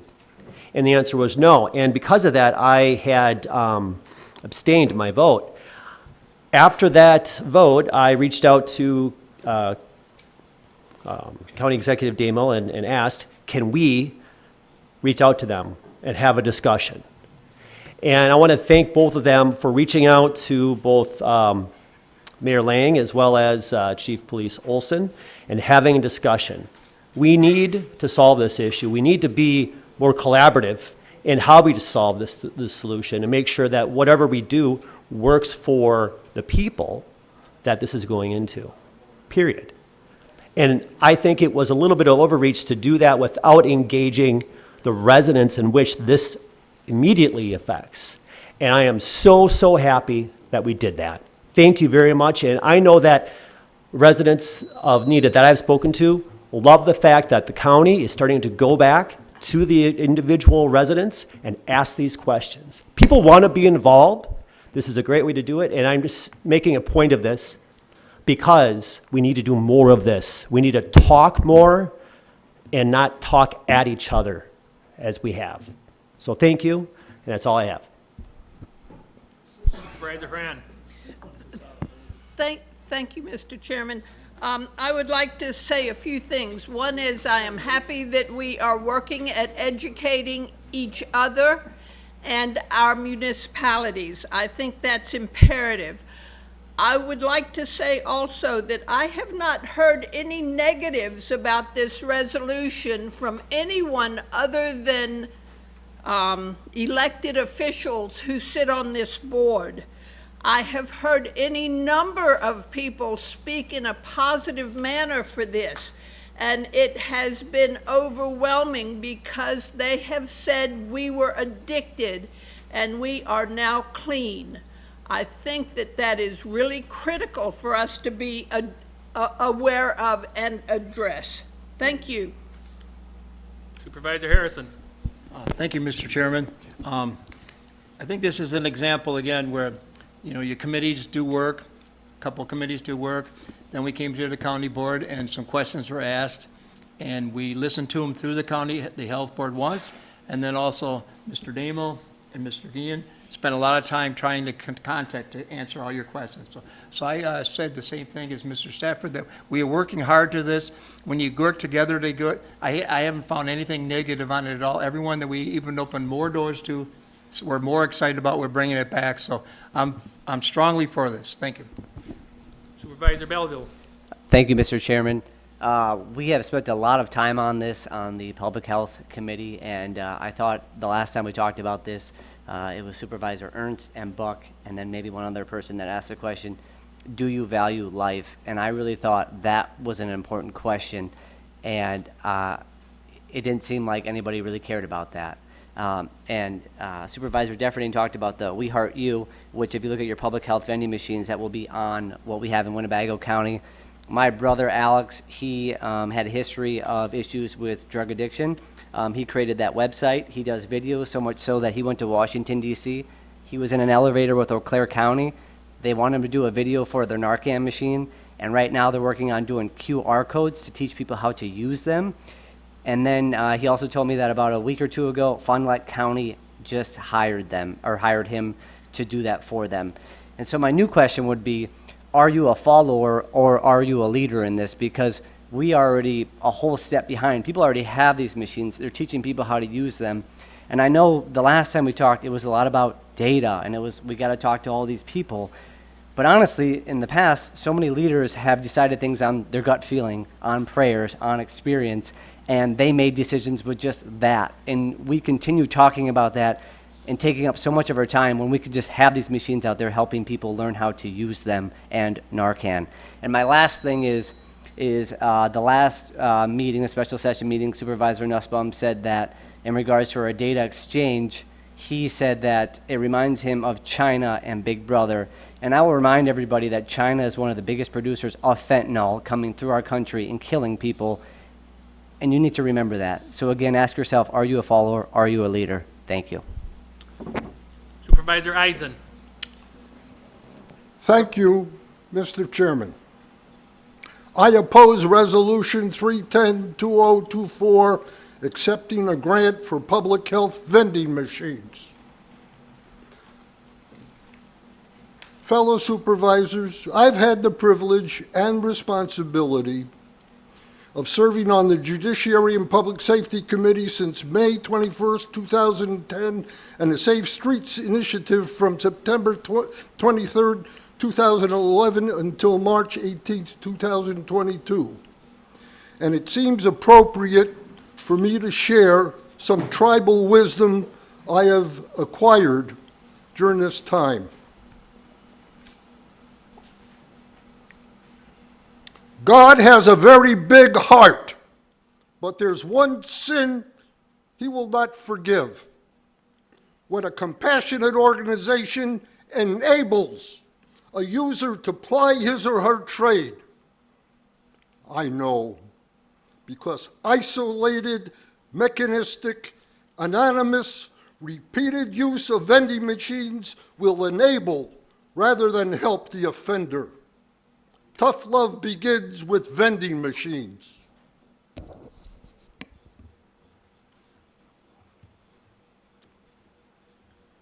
Supervisor Hens. Thank you, Mr. Chairman.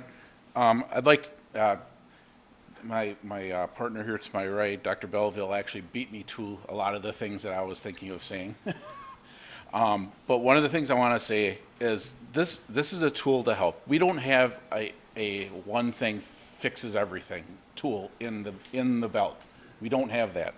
We can make things better. And I just want to say in advance that if this gets amended, these amendments are ridiculous because the things that they're including are also trying to help the community.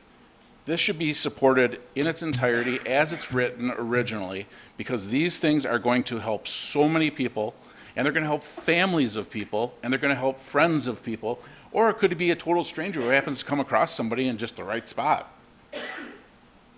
There's no price that you can put on that, saving that life. So I support this in its entirety, unamended. Thank you. Vice Chairman Fari. Thank you, Mr. Chairman. In my opinion, when a resolution is referred back and approved by the body, we vote on the resolution that's been referred back to address Mr. Hansen's comments. However, it is subject to amendment, obviously. So I think, in my opinion, what's on the floor right now is the original resolution. Indeed, if someone wants to amend that during this process, that is certainly their option. Thank you for pointing that out, Mr. Hansen. Supervisor Nichols. Thank you, Mr. Chairman. First, I want to say thank you to Supervisor Bureau for bringing this resolution back to us for his motion to reconsider. And I also want to recognize the members of the gallery who have been here month after month sharing their story with us. It isn't easy, and I'm grateful that they've been here. And I want to share a story about why I think this grant is important.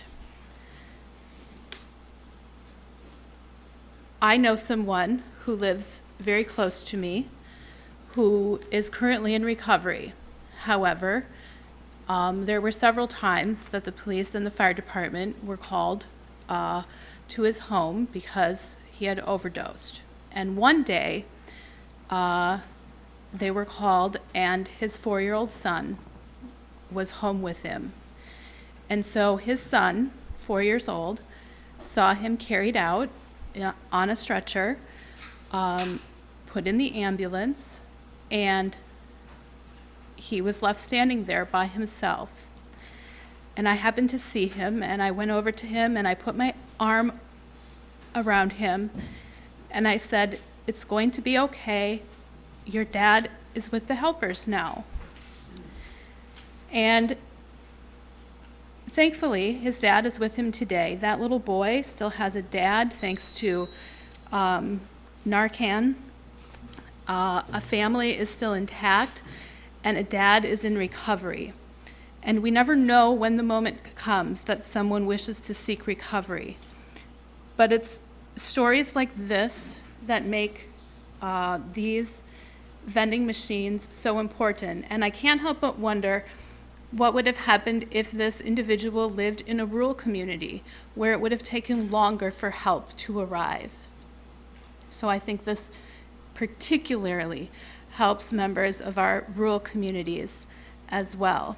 And I urge my fellow supervisors to pass this resolution as it's presented, because it will save lives, it will keep families together, and it will help folks find recovery.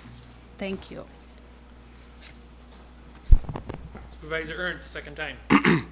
Thank you, Mr. Chairman. In response to Supervisor Eisen, the tough love era is right now.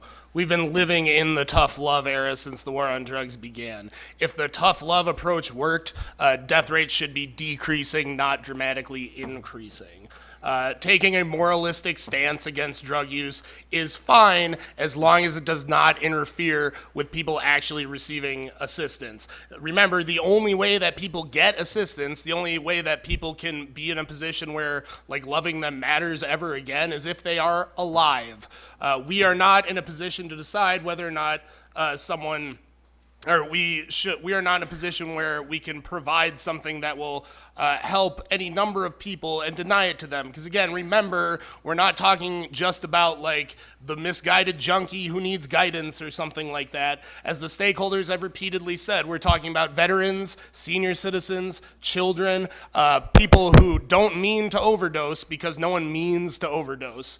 That interpretation of like drug use is ridiculous, that withholding a life-saving aid somehow like helps somebody directly is absurd, not to mention hypocritical. Again, the best thing we can do is attempt to save lives. There is zero proof in any of the literature that the availability of Narcan increases use. There's zero information in the literature. And I know that we're told by some supervisors that the literature doesn't matter, that we should just like vote on our guts and listen to the people that are talking to us, but that does our constituents a disservice. There are lives that can be saved as soon as this vending machine is installed. Remember also, people need to like visit the health department to get the code for the vending machine. There's that point of contact elements which people are ignoring. There are no downsides to accepting this money. Supervisor Dowling. Thank you, Mr. Chairman. I appreciate the time to talk. My concern is taking away the in-person touch point with the vending machines. I really do feel like that is an imperative part of this process. There is a newer Narcan commercial. You can find it on YouTube. I was hoping to show it tonight, but I'm told that I'm not allowed to. The commercial's titled, "What Do You Do When Your World is Falling Apart?" And I would encourage everyone to watch it. In the commercial, a young woman uses Narcan to help her friend who is overdosed and is non-responsive. But in the commercial, no one calls 911. That is my concern. Using Narcan is a fantastic solution, but continuing the follow-through of contacting our medical professionals is vital. If someone uses Narcan and does not call 911, like the commercial shows, my concern is that they would not be covered by our Good Samaritan laws. Thank you. Supervisor Bender. I just say I hope that everybody does support this. I mean, nobody wakes up in the morning and says, I want to become a junkie. You know, something happened in their life, that they were abused, that maybe they came back from the war and things happened that they can't deal with, you know, and they try to get help and, you know, they're doing the best they can. And sometimes when you're hit rock bottom and maybe he gets that overdose and somebody saves his life and he says, thank you, Lord, and he goes back and he gets the help he needs and he rebounds. I mean, I know people that basically got fish allergies, they got nut allergies, they all have EpiPen, you know. They don't go into a restaurant thinking, well, you know, they fried their fish in their french fries in their fish oil and they could have a reaction. It's the same with the person that goes and buys these drugs. They're not pharmaceutical quality drugs. They're buying something on a street corner that God knows who made, you know, and he doesn't want to die. You know, he basically is sick and needs help. So if we're not going to give him the help he needs, he's going to die. And I don't want to be thinking that maybe I could have saved somebody by putting this vending machine there and he would have had the Narcan, and maybe not even the person that basically is dying. It might have been his friend that picked it up or his mother picked it up. We don't know who would be the one administering it, but if nobody has it, there's no chance of saving him. And I just don't see why we'd throw people away like trash. Supervisor Bureau. Thank you, Mr. Chairman. Several points. I want to compliment the county executive. You know, one of the objections brought up last time was engaging our local community, and they've reached out extensively to Nina, the mayor, the police. Second thing we talked about extensively was data. Well, I think a number of people have said tonight, the overdose deaths are our data. You know, what do we have to lose with it? However, I do want to point out for everyone here, because I'm the one that suggested an amendment, the conversation has focused exclusively on overdose. To build consensus, I'm going to suggest that we amend this resolution that's put forward to strike the portion 42 through 45, which talks about hats, gloves, and food, etc., and water. Let's focus it where the problem is, which is around overdose and Narcan and equivalent. Thank you. He offered amendment. But I do not hear a second, so that. Okay, we have a second.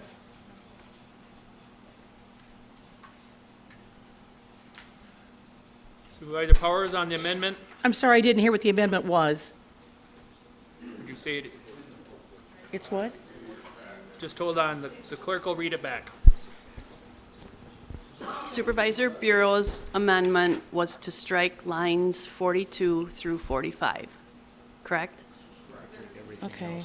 Thir- It's not on the amendment, sorry. Was it 32 or 42?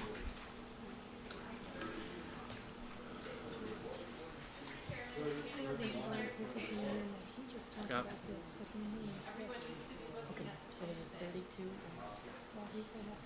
Yeah.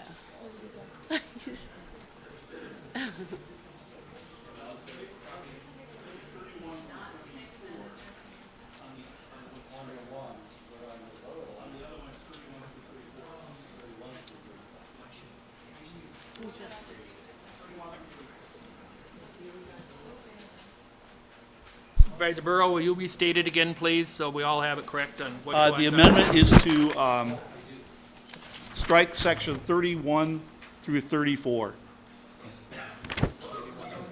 And add the word only opioid antagonists. Thank you. In line 26. So, on Supervisor Bureau, you're. Supervisor Bureau, looking at the. Wait a minute, we have a question here from our clerk. That's okay. Go ahead. Yeah. Okay. Which sheet are you on? Are you on what I would call the top sheet? Or are you on the one that says? Which one would you prefer to use? Let's use the top sheet. Okay. The top sheet, we're going to strike 42 through 45. Okay. So that's the original. That's, yes. So from the original,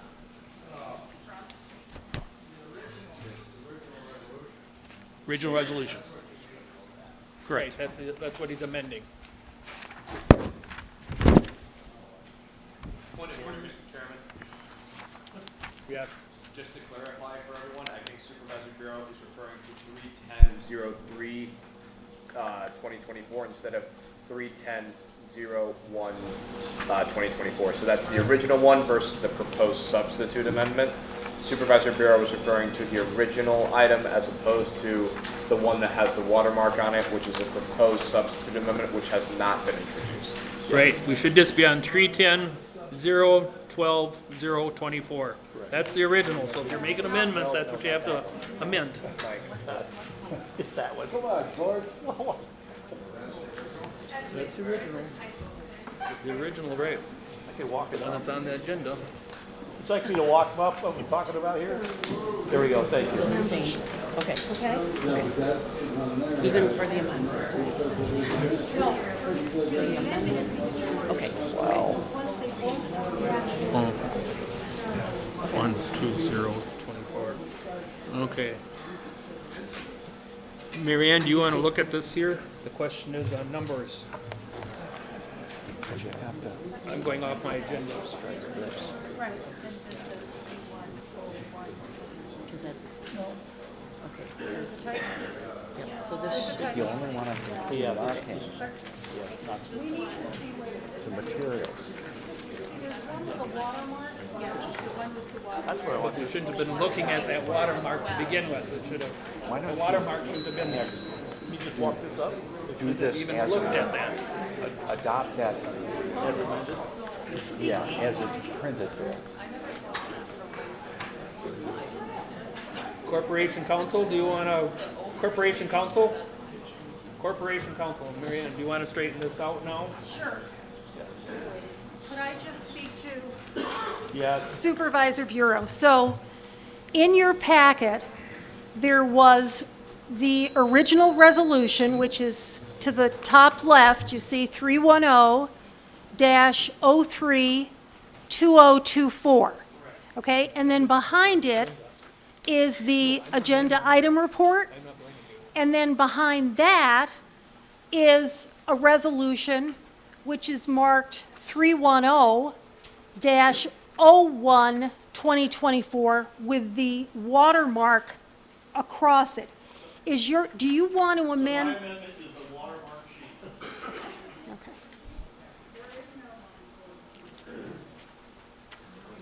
So how are you going to explain this to them now that we got two different resolutions floating out there? Substitute resolution for the earlier one. Right. We got off on a tangent, not recognizing that we were working with the resolution, the reconsideration amendment or whatever. Right. It was reconsidered because, as you know, Reconsidered in the last. right. And this is now, as a result of Supervisor Bureau moving to reconsider. We couldn't discuss it at the last session. We are discussing it now. And I think there was some confusion, and I think that Supervisor Bureau meant to amend or to refer to the amendment with the watermark. Okay. So is it correct that when you move to amend, looking at the watermark version, you want to put on line 26 the word only, and then delete from line 26 through 28, materials to test for the presence of fentanyl and other drugs and deterrent drug deactivation system product, provided that education materials are included with every item dispensed from the vending machines, and the material includes treatment and recovery information. And you also wanted to delete lines 31 through 34, which says, "Be it further resolved that other public health materials which aid in the overall health of our community, such as CPR masks, hats, gloves, water, food, etc., may be included in the vending machine with the approval of the county executive, provided that the materials are not commonly known to be used to procure or use illicit drugs of any kind. Is that the amendment you wanted? I'm sorry, what? Oh, I take that back. And on line 16, there is a cross-out that says, "and materials which test for the presence of fentanyl and other substances." Is that correct? And if I may, You got the floor. Supervisor Cox, you had indicated that Personnel and Finance considered this amended version, and it passed 3-2. Is that correct? And the Board of Health, again referencing this, considered this amended version, and it passed 4-0. Whoever is on the Board of Health. Or, do you see that? No, I'm lost. I don't even know why we're talking about amendments until it gets on the floor here and everyone sees it. Then amendment should be made from the floor. It shouldn't be afterwards. Okay. No. Right. Right. So, These amendments you're talking about have been stricken. All of this has been stricken as you wanted it stricken. It's been stricken on this particular document. And this document is now a substitute resolution for the earlier document. And that's all it needs to be, is presented as a substitute resolution, and everything be cleared up. okay. So the confusion was including the original resolution.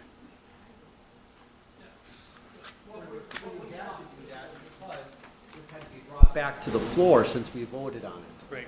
So you had to do that. Right. Right. You And had to so, entertain the original motion in order for us to consider any subsequent motion. I'm sorry. So we had to do that to be accurate in terms of our. and transparent, And yes. transparent in terms of our policy and procedure. Mhm. That's correct. And I agree, but that should have been done, and then the amendments done from the floor.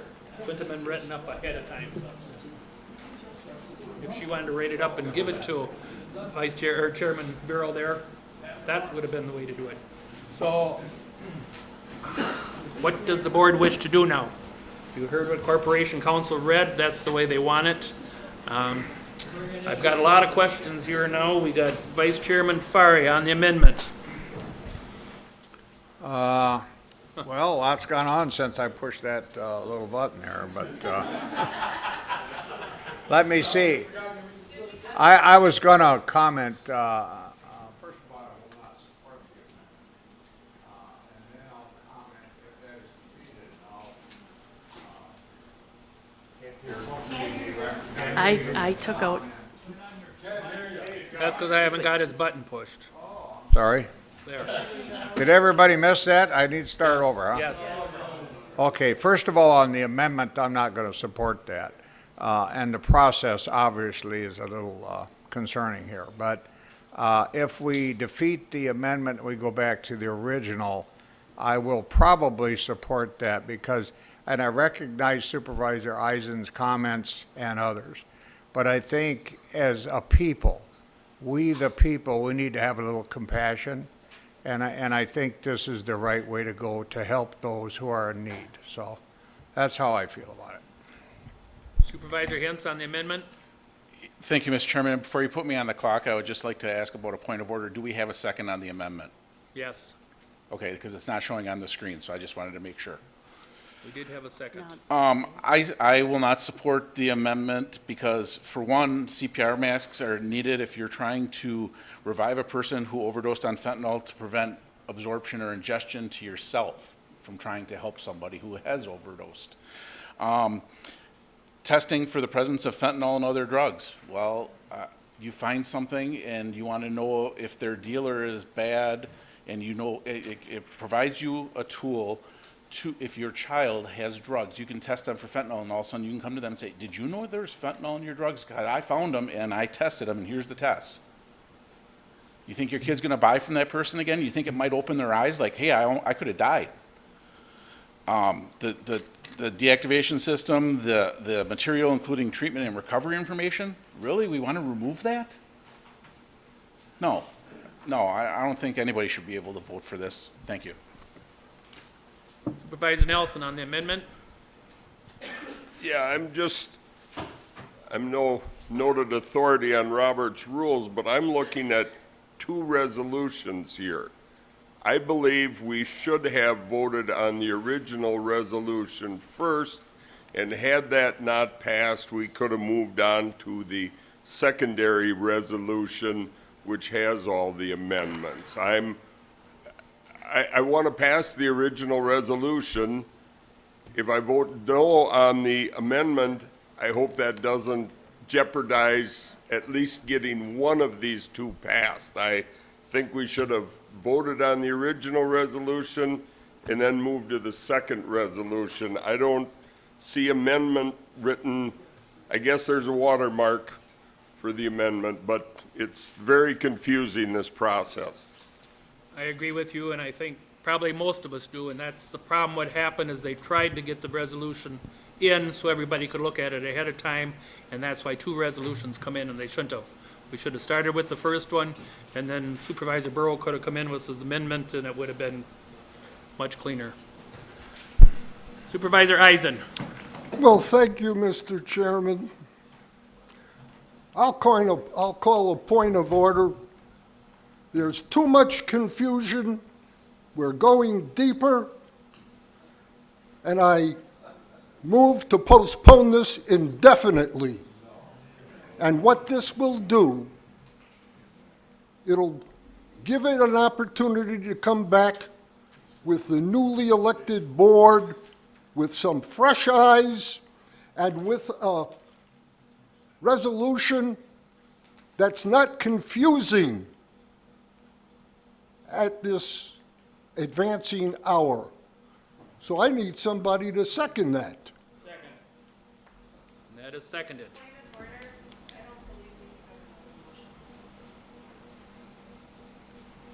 Can you have another motion? You can do it against the amendment, Right. not the primary. Right. This is the motion. The motion to postpone indefinitely would be applicable to the main motion, not the amendment. So, and all we're on is on the amendment right now. Right.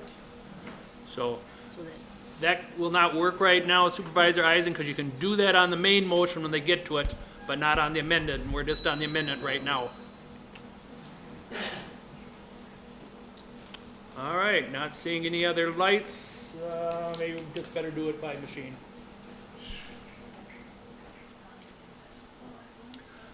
All those in favor of the amendment, vote A. If you don't, vote nay.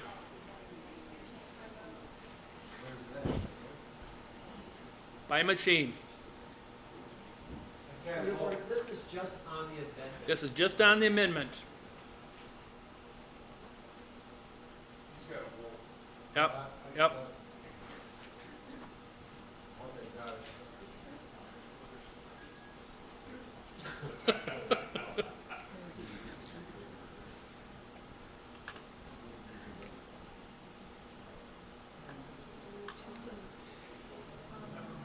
And It failed. failed.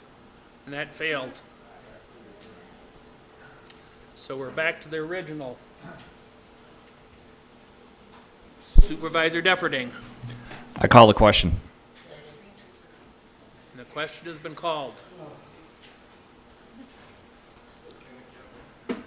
So, yes, sir. The question has been called, so. Go ahead, your light's on. For clarification and also for the body, we're voting on Resolution 31003, 2024? One Okay, saying no, and our corporate counsel saying yes, so.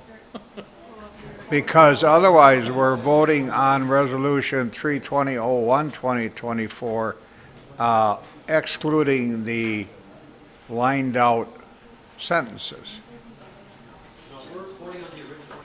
Which is the original? Right, The last page, right? the first page.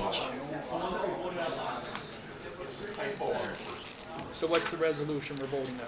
You're going to vote on the original resolution, Which is the which is first page? 310-0302024. Very good, thank you. That's what you're going to vote on. That was So my, that's what you're voting on. thank you. Yes. Are you going to allow the sheriff's department to speak? No. Are you ready?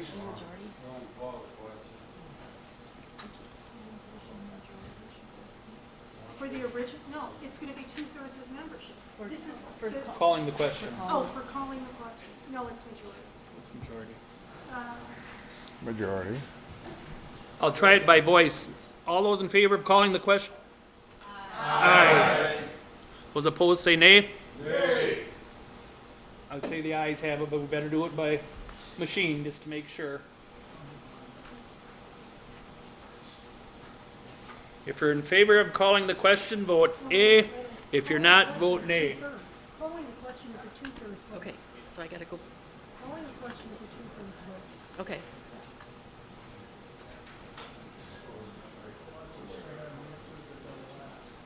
And that is passed. So the question has been called. And now we'll be back on the main motion.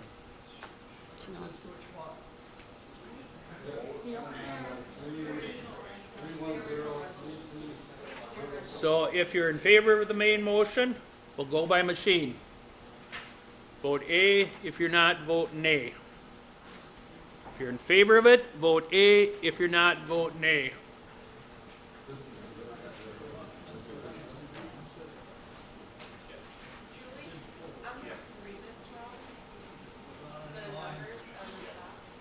Resolution numbers.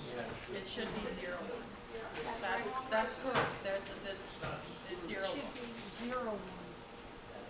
It's a typo. It should be It should be 0, 1, the 0, 3 is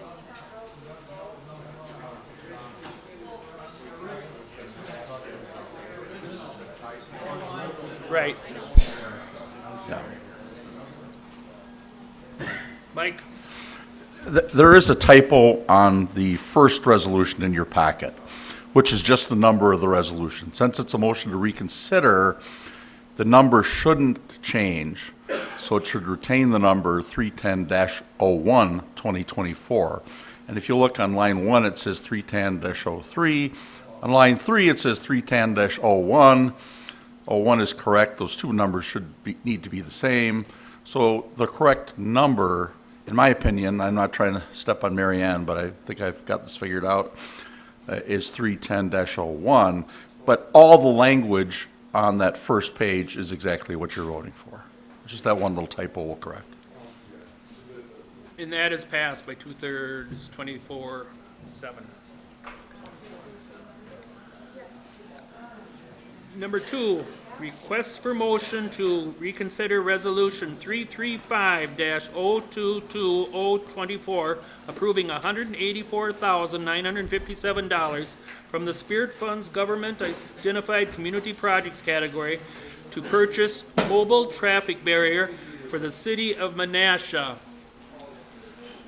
Supervisor Haran.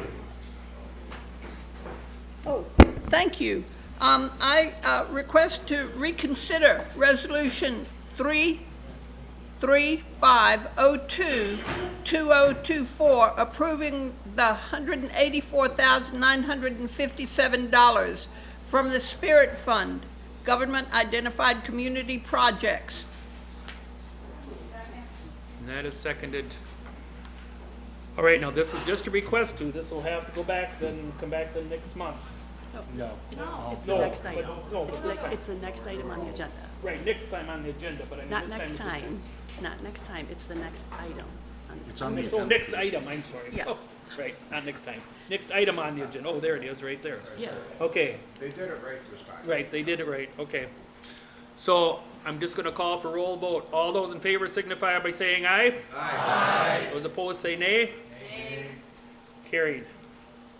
It's a majority vote.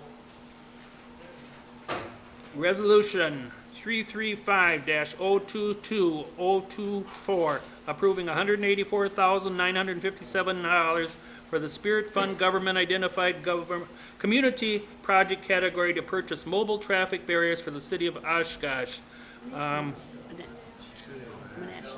City Menasha. Vice Chairman Fari. Thank you, Mr. Chairman. I will move for the reconsideration of Resolution 335-02-2224 is for approval. And that is seconded by Gustafson. Supervisor Bender. I will be supporting it this time, but when I said that they could use municipal trucks, if you look on the application, it says right on there, they will no longer need to use or remove large municipal vehicles. That's all we have on this county board. When I tell you something, to me, it's the truth. And the city of Menasha is using large municipal vehicles right now currently for their barricades. So even though Chief Olson says that their insurance wouldn't cover that, their insurance may not cover that, but if that road closure is put up properly and you run into it, you are liable. You will have to pay for that vehicle. And I did suggest using the old vehicles, not a $300,000 vehicle. You know, like in the highway department, we got 30-some vehicles, and we replace 2 or 3 a year. So there's a lot of vehicles that are 10 to 15 years old, kind of like that fire truck at the airport, that's worth about $25,000. But I did do the research on these barricades when I found out the make and model number. They're a very nice unit. You can put them out with one person. They will stop a car going basically 30 miles an hour, a 3,500-pound car in 14 feet. So they're very good for what the purpose they're going to use them for. The only downfall is the trailer only hauls between 8 and 9 barricades. So like for the city of Neenah, they'll have to make 7 trips. So they'll have to do a little planning and stagger those barricades, because you wouldn't want to close the road down for probably an hour, because that's about how long I don't know where they keep their barricades, but you have to make 7 trips back and forth to load them all. But I will be supporting them, but I did want to reference that what information I gave you last month was not wrong. Supervisor Hanson. Thank you, Mr. Chairman. I understand the discussions about the Spirit Fund, the funds and its usage. I am absolutely elated because I consider this as infrastructure, so I'm supporting it because of that. Supervisor Nichols. Thank you, Mr. Chairman. I just want to express a heartfelt thank you to Supervisor Haran for her work in bringing both of these resolutions back to us this evening. I know that she was in touch with, well, she just did a lot of work to bring them back, and I'm appreciative. Thank you. Supervisor Defferding. Thank you, Mr. Chair. My colleagues of the board, we're not voting tonight on whether mobile traffic barriers is a worthy expense. You know, I personally find it to be a worthy expense. You'll have no issues from me in regards to that. What we're voting on is whether the American Rescue Plan Act dollars is best use for something like this. Now, I would challenge everyone to talk to your residents there, talk to your constituents, the people that you are representing. How does this relate to the COVID pandemic? How? I mean, you're going to really have to stretch it there. I mean, this has nothing to do with the COVID pandemic. American Rescue Plan Act is supposed to be going towards areas that were detrimentally affected from the COVID pandemic. Parade security is not one of them. We also, the cities, both Menasha and Neenah, have to prove to us too that they are just simply unable to fund this themselves through their own budget. They absolutely can. They absolutely can. And I'd be fine if I could sit down with them and show them how they can afford it, because they both can. I understand that, why they're applying for these funds, because it's low-hanging fruit. And after all, who can say no to fruit from a forbidden tree? Thank you. Supervisor Stafford. Thank you, Mr. Chair. Thank you, Mr. Chair. I also want to thank Supervisor Haran for leading this effort. I also would like to thank specifically on the NINA side, Mayor Lang as well as Chief Olson for responding to all the questions and being extremely thorough in getting us the information that we need. So it took a lot of work, and I do appreciate that. I also agree that with Supervisor Hanson, and that this is infrastructure. And I will say that I've been asking residents as I've been going door to door about this specific issue. And I haven't had one person say that this is a bad spend in their opinion. Now, of course, I'm talking to NINA people, right? But I do have the conversation, and I have had many conversations on this. So I'm happy to support it because I believe the residents in which I am the voice for do support this. And I feel like we keep going back to the same point where we're continuing to discuss the resolution that we passed back in 21 and then again to establish the Spirit Fund. A lot of this conversation we've had already. And we've decided, like it or not, we've decided as a board to allocate this money in this way. And, you know, perhaps in the next term, we have to have a conversation on if that is the right spend, but I find it unproductive at this point where we keep re-debating the issue that we've already decided. And so with that, I hope you support both the Menasha and the NINA resolutions. Thank you. Supervisor Ellenberger. Thank you, Chairman. You stole my thunder a little bit, Supervisor Stafford. I wanted to also thank you to the City of Neenah, Mayor Lang, for coming out tonight and kind of rooting for her cause because it's a really good expenditure, I think, for Neenah, and it shows that the county supports Neenah and Menasha also with these barriers, and the Chief of Police, I believe, in Menasha. I'm sorry, I don't remember your name. You'll have to forgive me for coming out also. But I'm excited to vote yes for this tonight. I wasn't here the last time it came up, and I thank once again Supervisor Haran for bringing this back up. I appreciate it. And yeah, and now I guess the city officials get to see how we do business in the county government. It's kind of a little longer than probably a city meeting, but thanks for staying with us tonight. Supervisor Schellinger. Thank you, Mr. Chairman. I've really struggled with these requests, the water program in Amro, primarily because there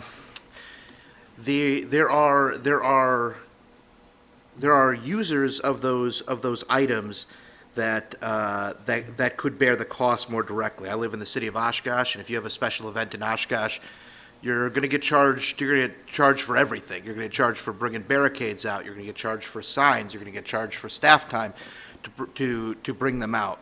And when I think about the framework that the board and the ARPA Commission established for the use of the ARPA funds, I don't think that this is the highest and best use of the funds.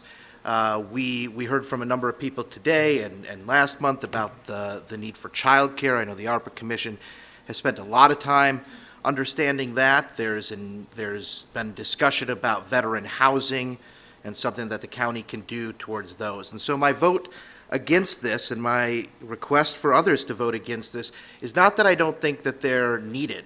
I think these are needed.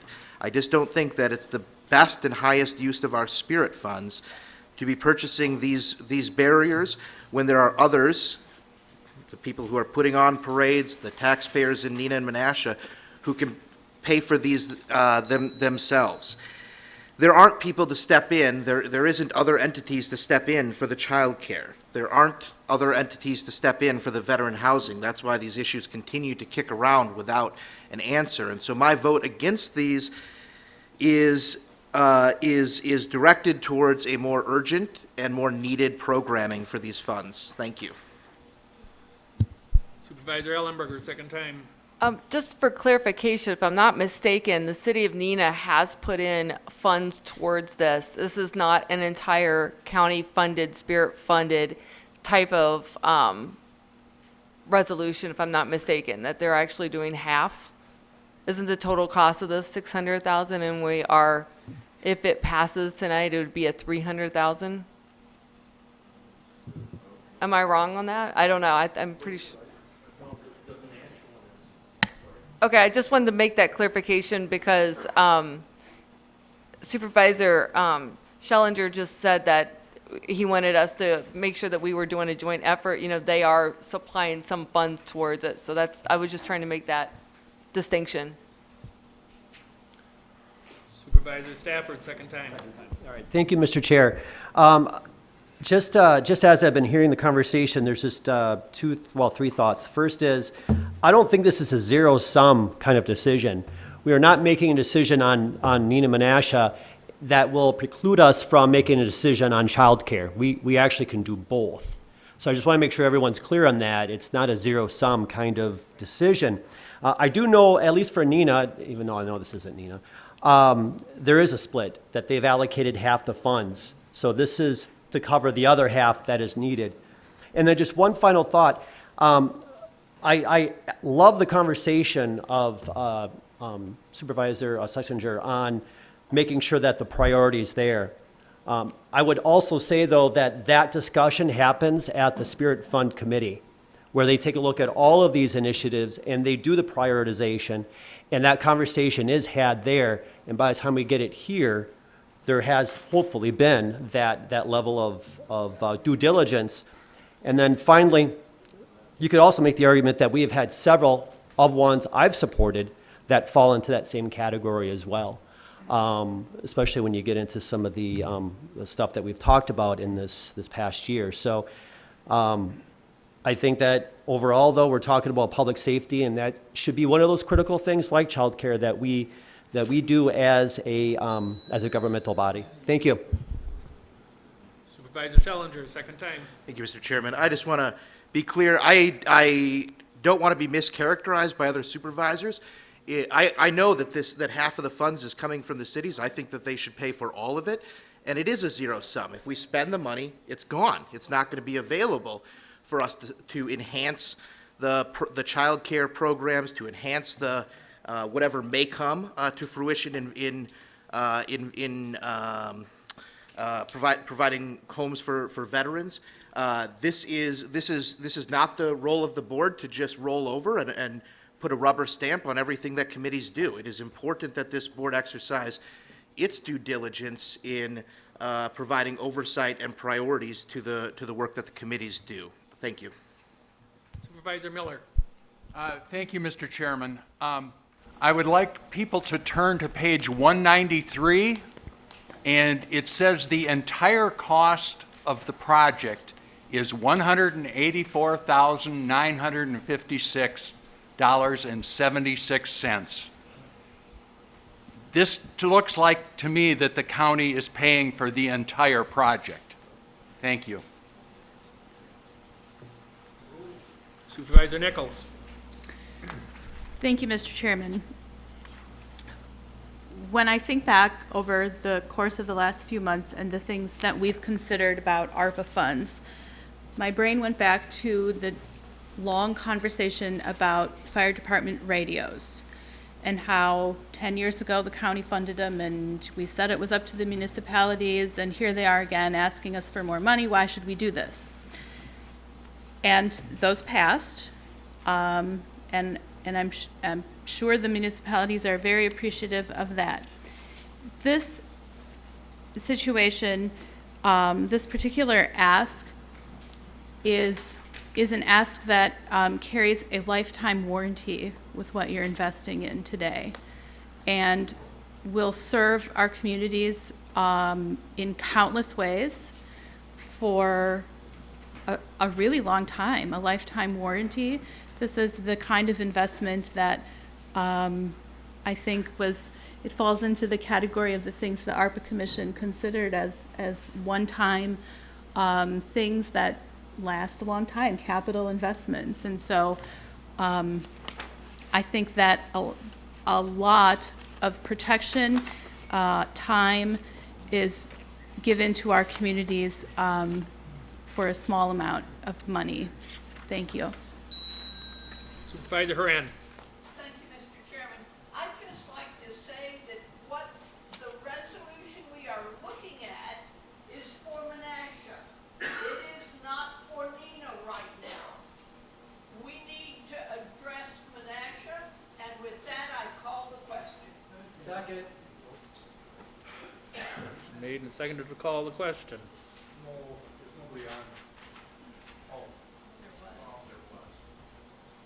I guess there is no one on unless John was on, but his light went off. I was on, I turned it off.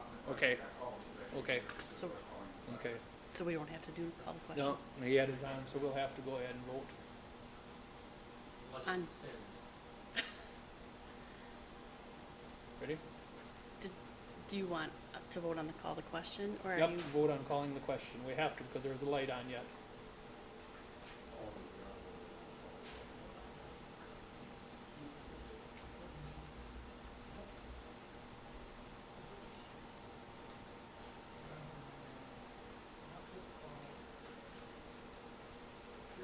Then just do roll call. Who did, We'll do roll call. who made the motion? Who made the motion? Someone made the motion. Kay did. Kay made the motion. And Brian second. Okay, if you want to do voice vote, you can. All those in favor of calling the question signify by saying aye. Aye. Those opposed say nay. Carried. All right, the question has been called. So we are on resolution number 335-022-024, approving $184,957 from the Spirit Fund Government Identified Community Project category to purchase mobile traffic barriers for the city of Menasha. Is that right? Yep.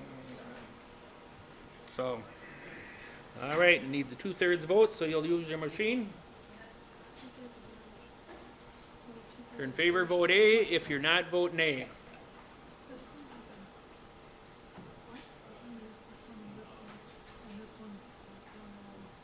And that passes.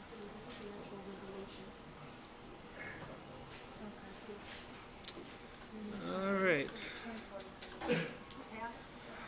Next is Resolution 336-022-024, approving $300,000 from Spirit Fund Government Identified Community Project to purchase mobile traffic barriers for the city of Neenah. Okay, first they have to do the reconsideration. Right, we gotta first have Kay go ahead and bring hers in for a reconsideration of that. You're getting one type ahead of yourself. Thank you, Mr. Chairman. I would like to reconsider resolution, or bring a motion forward to reconsider resolution 336-022024, approving $300,000 from the Spirit Fund's Government Identified Community Projects to purchase mobile traffic barriers for the city of Neenah. And then second it. Just for getting it forward. Supervisor Gustafson. No, we're good. Good.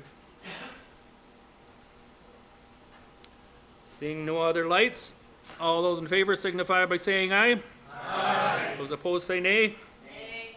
Carried. Resolution 333-022-024, approving $350,000 from the Spirit Fund Government Identified. Tom, What? you got to go back to the original. Oh, So you're I'm on sorry. Right, number Kay did 5. that, I read that one first. All right, I'm sorry about that. 336-022-024, approving $300,000 from the Spirit Fund Government Identified Community Project category to purchase mobile traffic barrier for the city of Neenah. This is a 2/3 vote, so you'll have to vote on your machine. Somebody has to bring it Yeah, forward. we'll have to have a second. Second. There you go. Who brought it?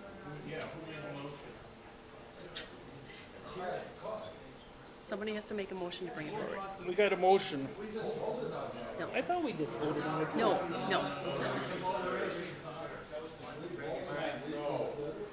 Right. Point of order, did you enter this in as a motion? I did, but I'm looking for a motion. So moved. And I got a second. Thank you all. Trying to hurry and I'm not getting very far. All right.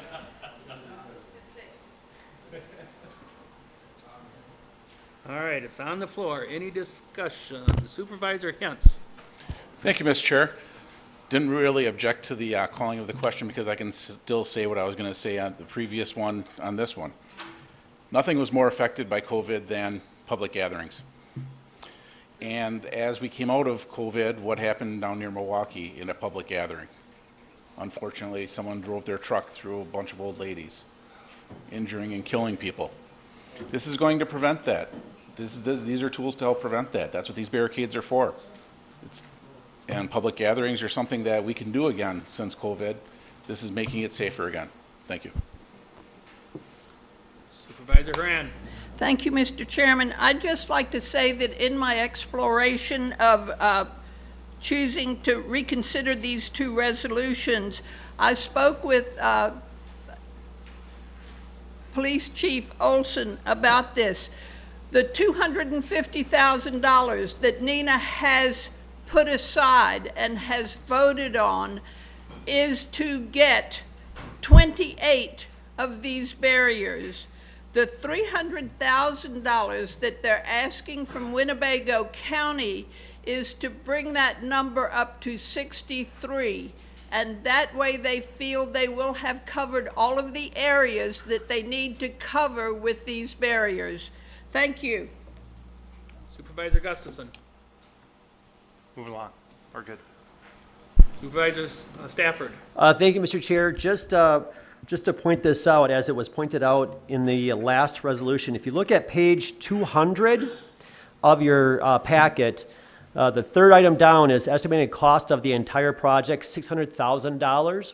So just to make it clear, at least for the one in Nina, this is covering half of the total project. So they are putting in the other half. And I hope you support it. Thank you. Supervisor Bender. Just to add, they're also buying 2 trailers to haul them. They're a pretty sophisticated trailer. They basically, the bed of the trailer slides back and it comes to the floor, and then they got like a little lift that lifts the barrier off. And they had an alder person there that weighed just a little over 100 pounds, and they could easily move those barricades. They're very user-friendly, and with Nina paying half of them, I totally support it. All those in favor of 336-022-024 for $300,000 for the city of Nina signify by saying aye. Aye. Those opposed say nay. Nay. Carried.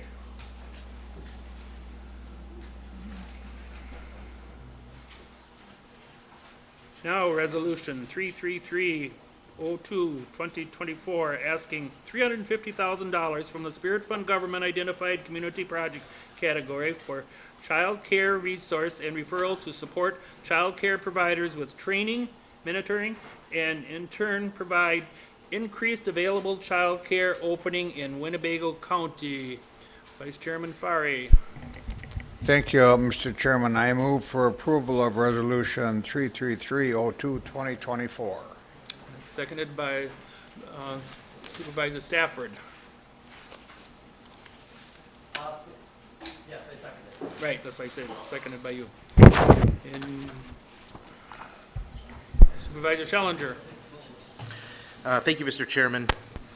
I watched the ARPA Commission discussion about this item, and one of my main objections when it came to the board was not in the program, but in the defined outcomes and goals. And I was disappointed to see the resolution come back without any changes to the text. And I'm really not sure how I'm going to vote. I think I see the need for this. I see where the program is really important, and I also feel like the key outcomes of this program are still not being transparent and identified. It would be hard for me to say, for any of us to say, what would constitute success out of this grant or what would constitute not success.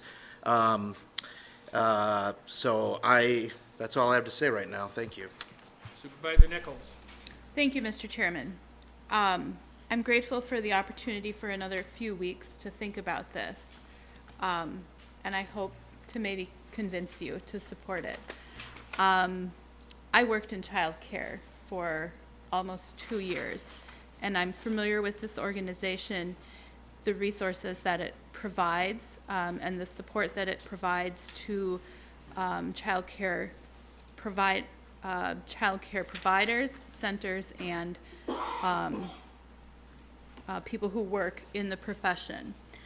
I hold a bachelor's degree in K-12 education and went to work at a child care center, and what was required of me for training and professional education credits to work at that child care center was crazy in my mind. And I worked there before COVID, and the stress of providing care, being short-staffed, and the responsibility of that binder that the person in the gallery referred to is huge. Childcare really suffered during the pandemic, and it really hasn't recovered. And so in order for us to maintain, to at least maintain childcare at this point, if the Resource and Referral Center can provide support, can provide substitutes, can provide anything that helps keep classrooms open and allows people to keep classrooms open, keep the 5-day work week available for folks, then I'm going to support this. And I urge the rest of you to do it as well, because we can't afford to lose childcare at this point. Supervisor Cox. Thank you, Mr. Chairman. I have to second what Ms. Nichols said, and I'll raise her another 100,000 here. No, the original ask on this, I think, was 250, and we talked about it at the ARPA Commission, and we found that we needed to raise it up because of the need for having trained people help out on other child care operations. And we heard that from the people that were talking in our previous comments, people that were for this. And seriously, we don't have enough health care or enough teachers to handle the child care issues, since we're trying to get child care everywhere, including the Ys, the YMCAs, including any place where we can expand it. And then once they have something there, they have to be able to count on the teachers showing up, coming to work all the time, so that they can handle the flow of, the little children that they watch. So let's just get behind this one. I'm going to vote for it. Supervisor Hanson. Thank you, Mr. Chairman. I support and echo what Supervisor Nichols says, but I also want to go back to Supervisor Schellinger. Here's my challenge with this particular resolution. This is funding a couple of people's salaries rather than going to line employees. That's where I'm having a challenge with this. And if I'm remembering that discussion incorrectly from your committee, I am hoping for that clarification. Supervisor Burrow. Mr. Chairman, I'm going to come at this a little differently from a constituent perspective in business.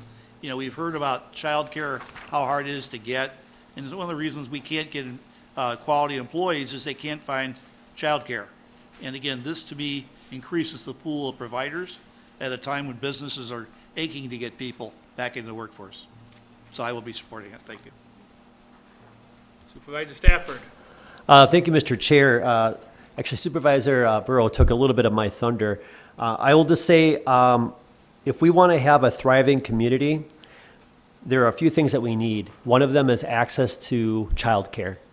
If we want to invest in this community, this is just one of those basic building blocks. If we want to keep people out of poverty and help them, this is the kind of thing that we have to do. And I hope you support it. Thank you.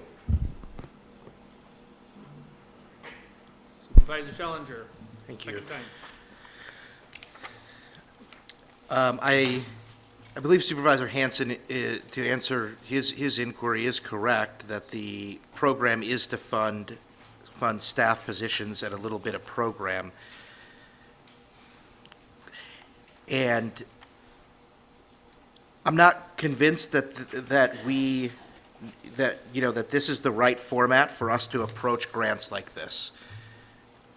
But I also feel, I guess I feel like the urgency is here, and that given what's before us, we have a choice between something that I don't think really meets the standards and oversight that we should be providing with these ARPA funds, and yet it's what we have. And the oversight may not be what I and maybe Supervisor Hanson would like, but Supervisor Hanson, I think this is one where we can trust the relationships that our partners at the county have, and hope that when we come out on the other side, we'll have made some impact on childcare.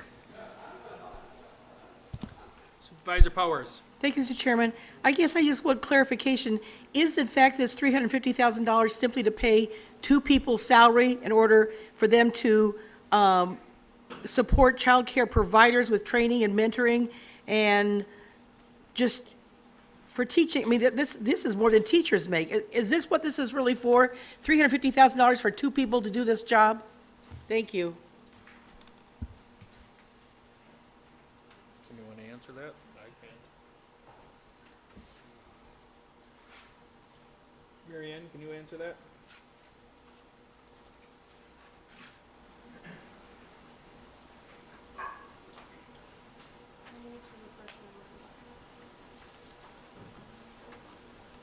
Resolution 333.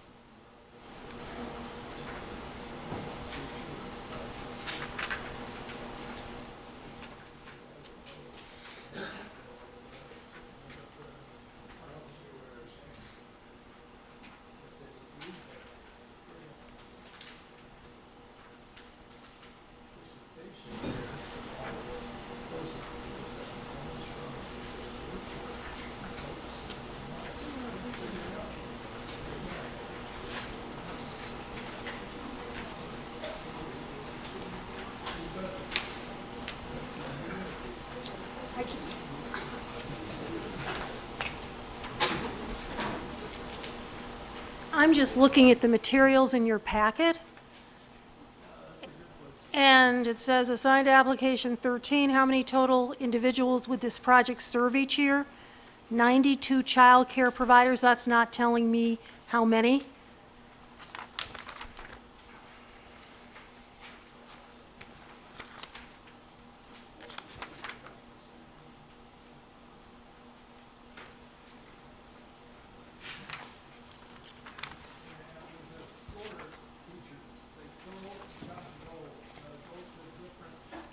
Yeah, I'm trying to answer the question that Supervisor Hanson and Supervisor Powers raised. Well, it says here, actually under recruitment and retention, the proposed funds will support up to 12 prospective providers in completing the entry-level training. That's under the Initiative 1, Recruitment and Retention.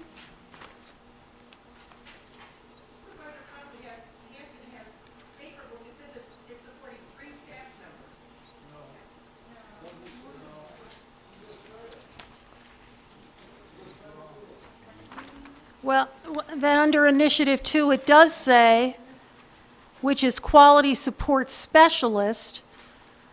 It's requesting funding to support child care providers and directors by employing 2 quality support specialists. That's Initiative 2.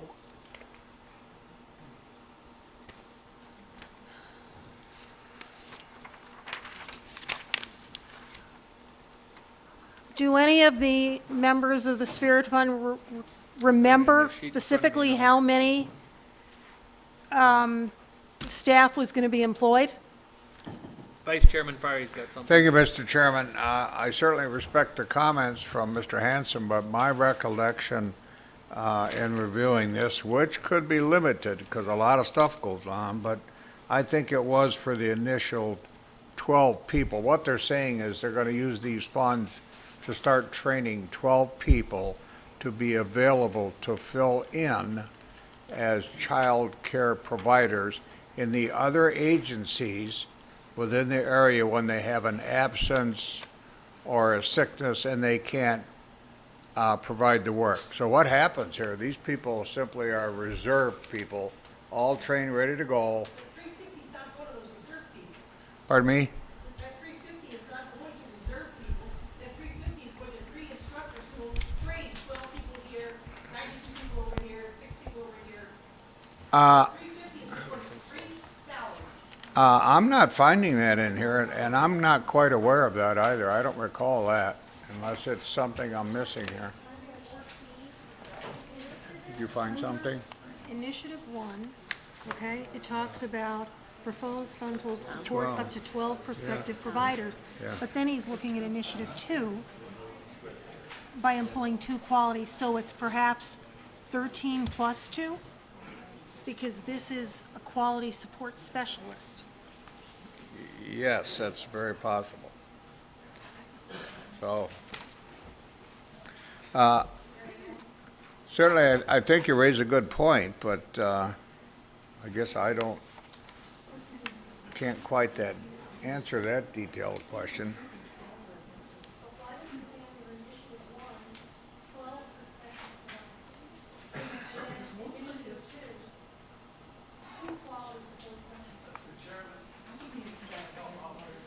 I've got some other ones here, and then I'll come back to you, Supervisor Cox. Supervisor Nichols. Thank you, Mr. Chairman. I'm looking on page, I think it's 212. Initiative number 1 is recruitment and retention. They will actively recruit folks to work in the child care profession, to provide the training necessary for those workers to enter the profession. There's a lot of training and some health assessment things that need to be done before someone can enter the child care profession. And it's a challenging field because the pay is really low, there aren't any benefits, and so they're going to work really hard to recruit people to enter this profession. And I do remember the person from the gallery talking about creating what I would refer to as a network of substitutes that can fill in. And when you have people available to fill in, that means that child care centers can stay open for 5 days a week instead of 4.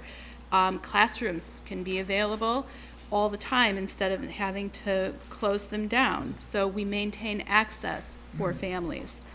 Initiative number 2 is that quality support specialist, and it's my understanding in reading this that will provide child care centers resources and support in managing challenging behaviors. One of the things we heard earlier this evening is the number of how needs have increased for young children coming out of the pandemic, and I can assure you the challenging behaviors one encounters in the child care setting can be overwhelming at times, and so providing the necessary support for child care workers is really important to keep them in the profession. Initiative number 3 is entry-level training opportunities. Like I said, one needs to go through extensive coursework to be just an assistant and then to become a lead teacher in a classroom. The requirements are intense and rigorous and costly. Child care centers can and oftentimes try to help their employees cover some of that cost, but that cost in turn gets handed down to the people, to the parents and families. Initiative number 4 is rental and down payment assistance for early child care teachers. This will help, it sounds like this will help open up more space and help provide access for child care centers that are looking to expand.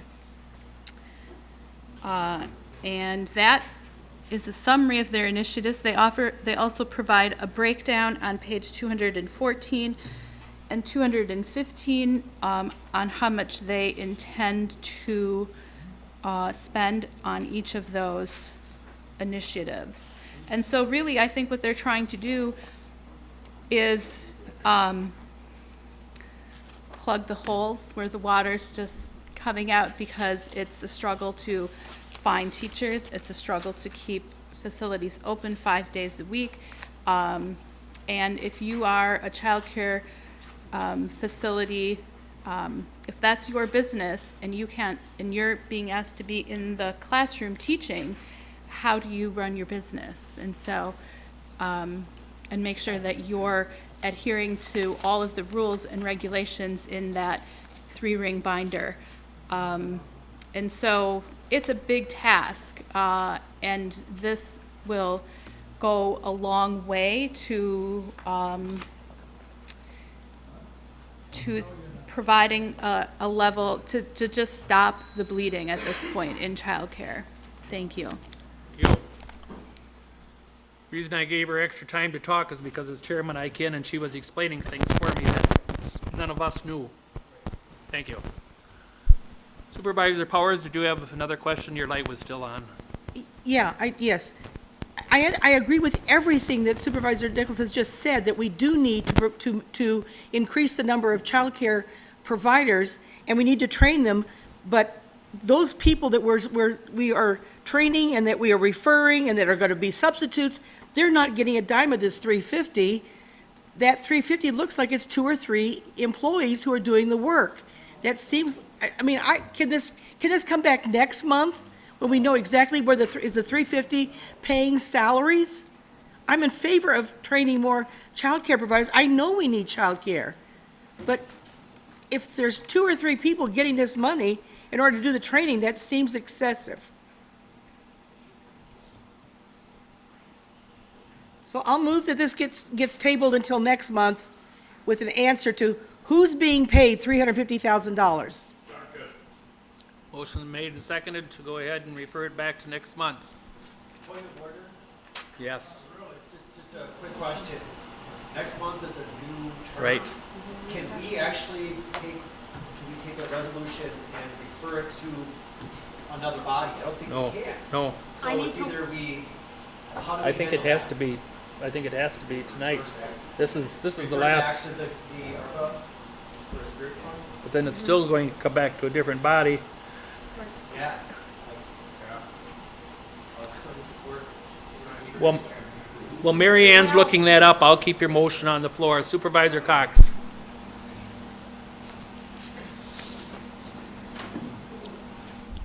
Thank you, Mr. Chairman. Ms. Powers, I don't know. There are notes in here as I read through this that say, all right, $450,000 in funding for training and supplementary wages. They've got 92 different providers that they supply teachers or children watchers for, that have to be certified before they can go into these providers, and before they can spend an hour with these kids. Okay, so there is some training that goes to it, along with the fact that they do get paid after they get there. And I'm imagining that they're going to have 10 or 15 or more teachers that go out and go to these various providers, and it isn't going to be all salary. It's going to be training time as well. So honestly, I think we shorted them because they wanted about $450, And they say the whole project is going to cost them $900,000, $915,000. We decided on $250 and increased it to $350 between the 8 of us that voted for it. So I don't know why there's such a hesitation, but the ARPA Commission worked on this, all of these projects, for a good deal of time, deliberating and wondering whether this was the right one or that was the right one. We've managed to cull them down to the ones that we have on the agenda tonight. So please, let's let them get on with the show here. Thank you. I'm voting for it. Corporation Counsel? I cannot specifically find it, but I believe they cannot push it off to the new session. The new body decides to bring it forward, so be it. But this is the last. 92 different providers, but This that's is the not counting the last kids. meeting of this And not group. counting the number of people that are involved. I'm sorry. This is the last meeting of this group, so either it's decided tonight, or you cannot refer it to the next group. They can take it up on their own. So you heard what she said. She said it can't go to the next group. So do you want to withdraw that, or? She said it can't be, so. Thank you.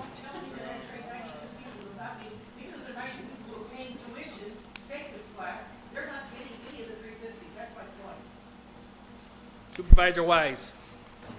Thank you, Mr. Chairman. I really respect the ARPA Commission spirit funds that they're working on. This is, they're putting in a lot of hours on this, and they're reading all the fine print and everything else.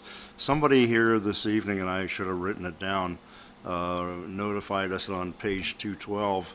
This says the proposed funds will support up to 12 prospective providers in completing the entry-level training, and it goes on from there. I don't know where we're getting the 3 from. I'm sorry, I just don't know. I'm missing something here, maybe. But I will be voting for this. I agree with what I'm hearing just recently on this. Thank you. Thank you. Supervisor Haran. Call the question. Thank you.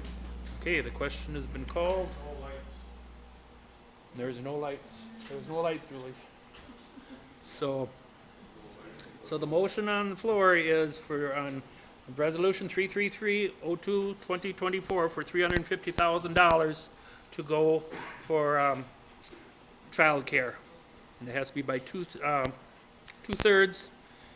And if it don't pass, it'll be done as of tonight, just so you know. It don't just go back and start up over again. So if you want to vote via your machines, if you're in favor of it, vote A. If you're not, vote nay.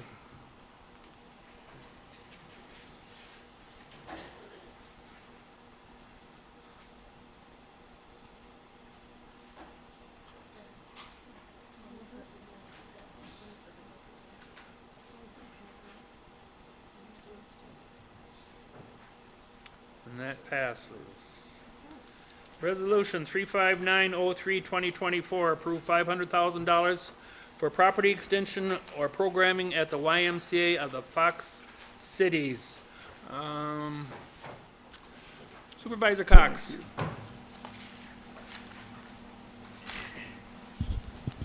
$359. Thank you, Mr. Chairman.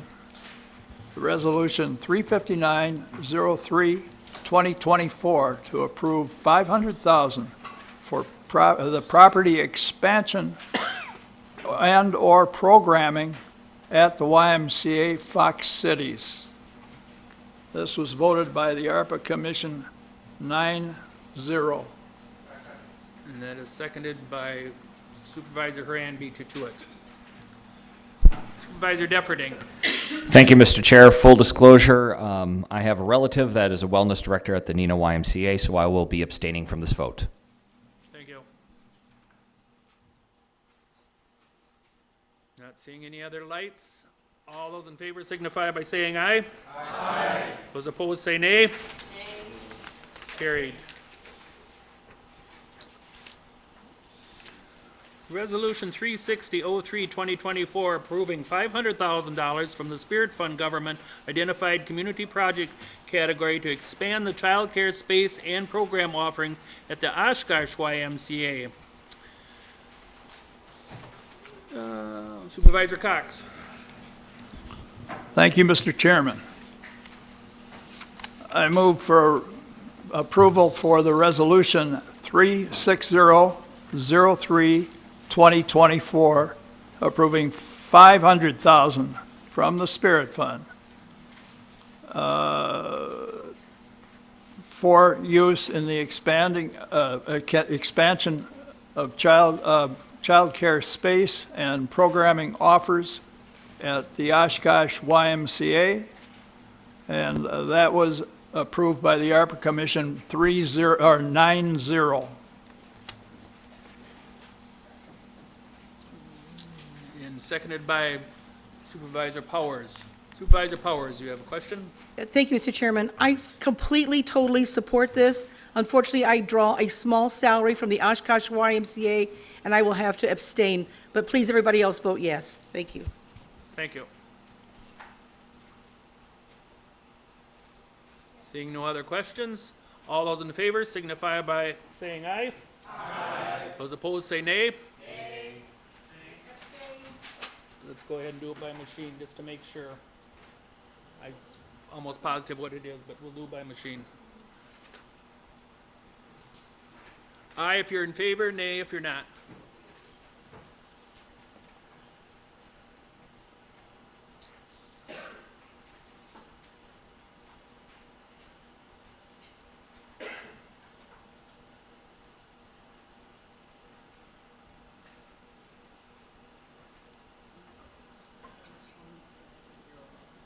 Supervisor Swan. Supervisor Burrow.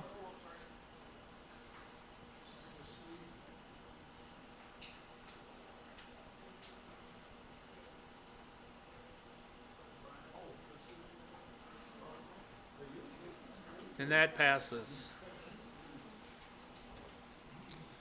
Resolution number 361-03, 2024, approving $275,000 from the Spirit Fund Government Identified Community Project category for First Five Fox Valley to promote cross-sector collaboration and build an effective and equitable farm support system. Vice Chairman Fari. Thank you, Mr. Chairman. I move for approval of Resolution 36103, 2024. And that's seconded by Supervisor Powers.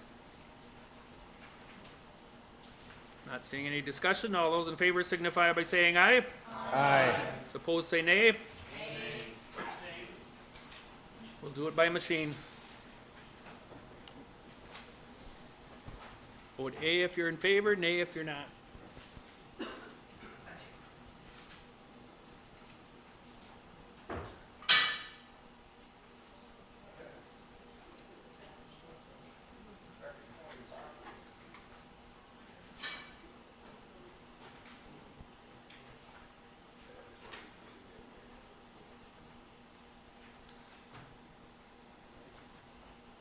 And that passed. Resolution 262-03, 2024, approval of $300,000 in Spirit funds for comprehensive space needs assessment and facility master plan for the county government project category. Supervisor Cox. Okay, thank you, Mr. Chairman.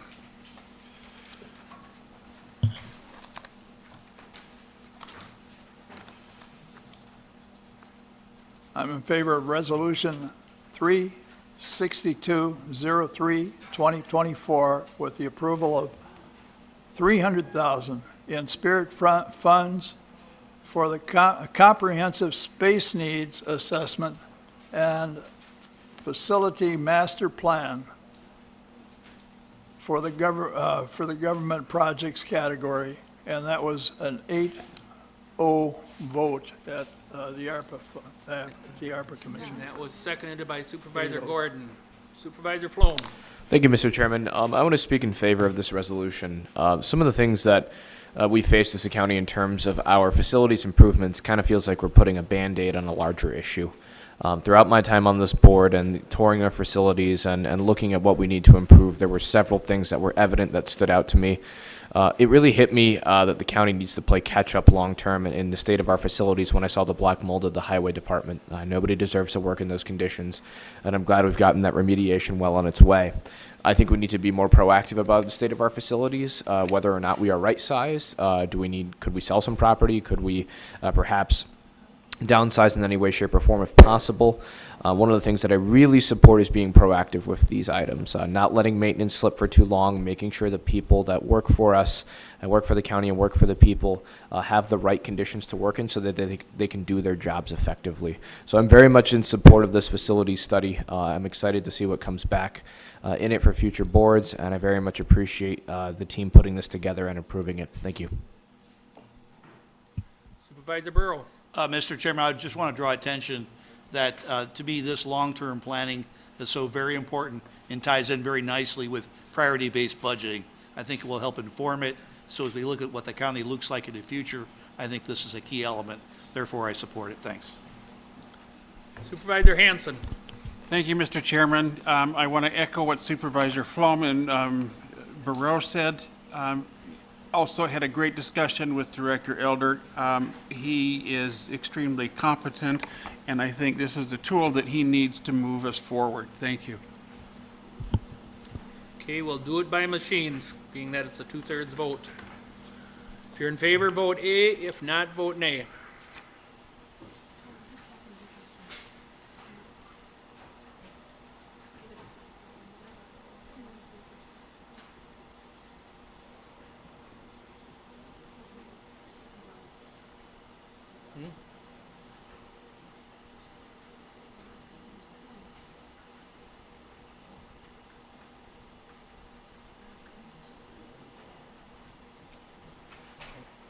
And that passed. Okay. Next is Resolution 36303, 2024, allocation of $3,900,000 in spirit funds from county government project category to improve outdoor recreation in Winnebago County.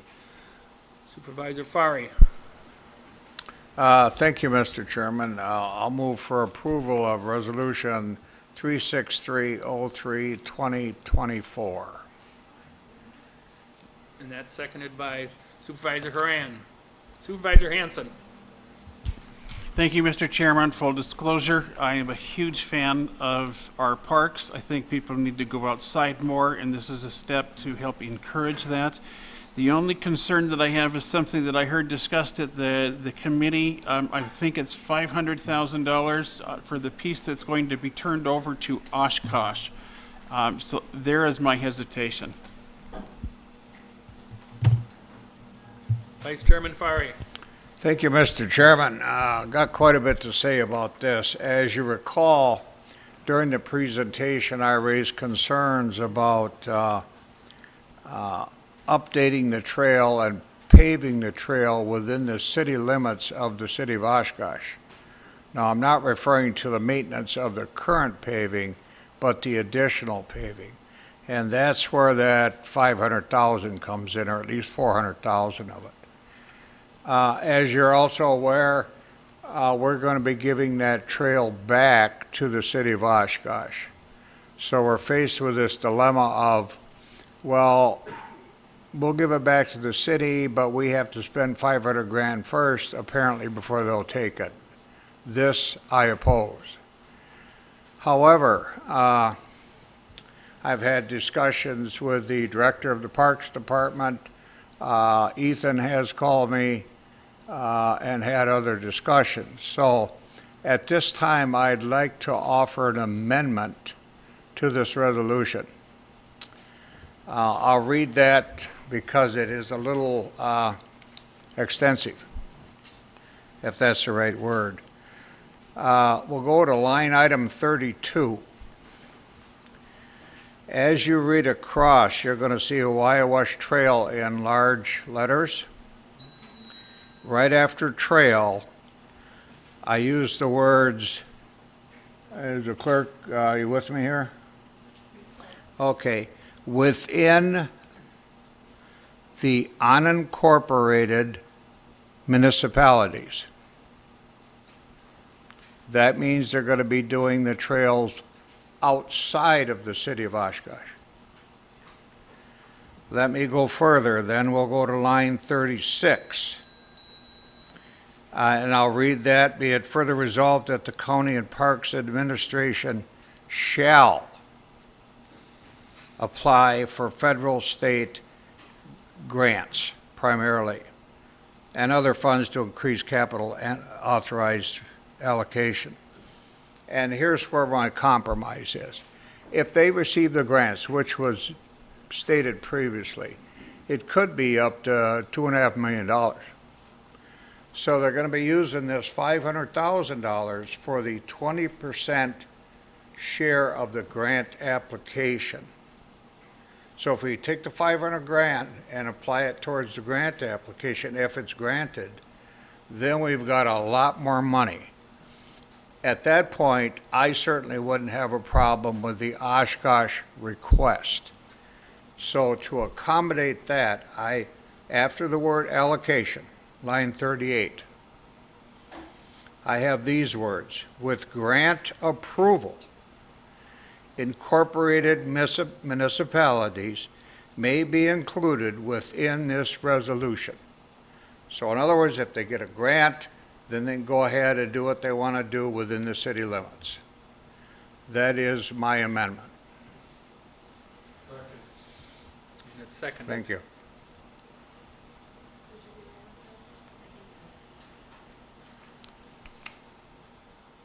If I might, Okay. do I need to explain that further? Did everybody understand what my focus is here? You got a lot of questions, so you might Okay. have to do more. Well, I'd be happy to answer, certainly. Supervisor Schellinger. Thank you, Mr. Chairman. I have a question that perhaps the Vice Chairman would be able to answer. I like the amendment. I think that's a smart way to think about this. I just haven't paid enough attention, I guess, to the Parks meetings or the state of the Wawash Trail, but is there $500,000 of improvements that we've identified outside of the incorporated municipalities?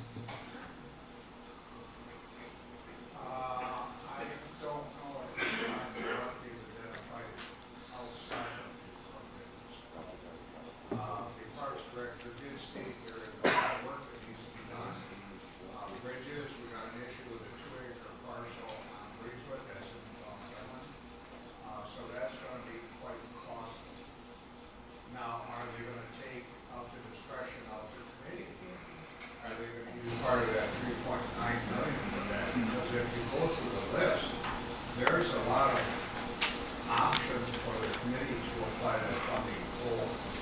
So it would be greatly enhanced if we can get a grant, a substantial amount of money to add to the 3.9 million. And that's what that $500,000 would do. It would provide that 20% shared requirement for those grants.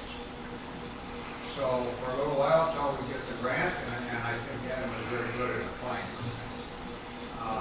Hopefully that would leverage that money, and then we can do the incorporated and the unincorporated, all the way up to Outagamie County. Does that answer that question? Yeah, I like the idea. I want to make sure, I guess, that we have $500,000 of Wawash Trail outside, that is identified, and that we're not sort of putting the money there without an idea of where we want to go. I guess what you're saying about the part in Vinland there sounds like it's something that In addition to that, Adam was forming, I don't know if you walked on the Wawash Trail, but just prior to County Road GG, approximately 100 yards, there's a railroad bridge. They called it a trestle. And of course, we all know the railroad bridges, they're made out of treated wood, usually 12 by 12s at timbers. They can't get their equipment through there anymore to do the mowing, so they're thinking about that bridge needs to be replaced. You could be looking at a lot of money to replace that bridge. Just one example of many that Adam has made me aware of. You're welcome. Supervisor Swan. I just want to point out there was a gentleman that got up in the public portion of the meeting speaking on this and talking about numerous items of, improvement that could be done to the trail, including, I think he said, a shelter, bathrooms, just two examples that, he brought forth that maybe we should look to review. Thanks. Supervisor Dowling. Thank you, Mr. Chairman. As a member of the Park Board, I just wanted to speak a little bit on the price tag. I know it looks shocking. There's just been a lot that's been neglected, and the longer that we push it off, the more it costs. So I really appreciate everyone's support for our Parks Department. Adam has been an amazing director to work with, and I'm excited to see these much-needed improvements. I do agree with the gentleman who spoke, especially on the bathroom situation at Waiwash. For my family to use the Waiwash Trail, we have to drive 25 minutes, and usually by the time we get there, someone needs to pee. So I would really like to have a bathroom where we could wash our hands. That would be important to my family. Thank you. Supervisor Powers. Powers. Ponzer. All right. Supervisor Powers. Yes, I don't. Or Ponzer, I'm sorry. Yes, I believe that when we're talking about the trail within the city limits, and that's basically where we're talking, it's got to be done regardless. And if we're going to have to do it at one time or another, if we do it and you give it back to the city, from then on, they got to take care of it. So that's one money-saving part of it. And the other projects on here, the roads are going to pieces out at the fairgrounds. They need drainage tile. People want their rugby fields. They want their soccer fields.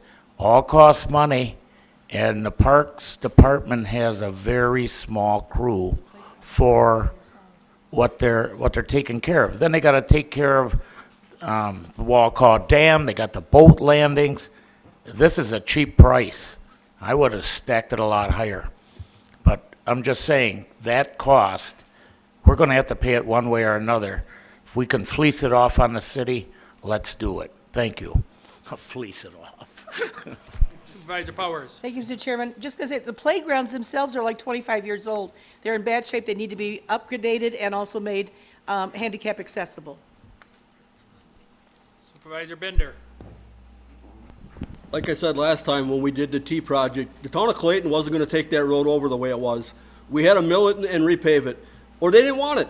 Why would you wanna take something that basically needs $500,000 or $1 million worth of repairs? I don't want the city of Oshkosh to ever take that. I don't want that to come out of my tax dollars. If Chairman Farley wants to pay for that for the next 20 years, God bless him. Lord knows they don't barely pay no tax in Vinland, so a little bit more to the county isn't gonna hurt.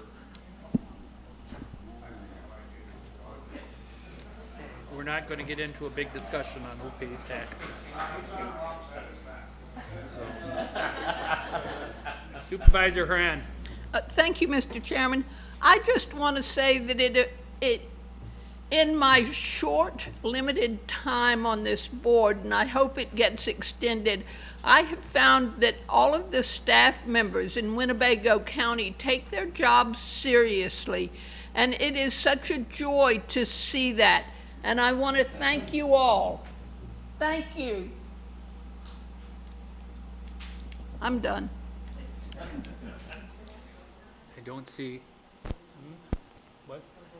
Right. So now we're going to vote on the amendment. So I see no more lights on the amendment. So, and we'll do it by machine. If you're in favor of the amendment, push A. If you're not, push nay.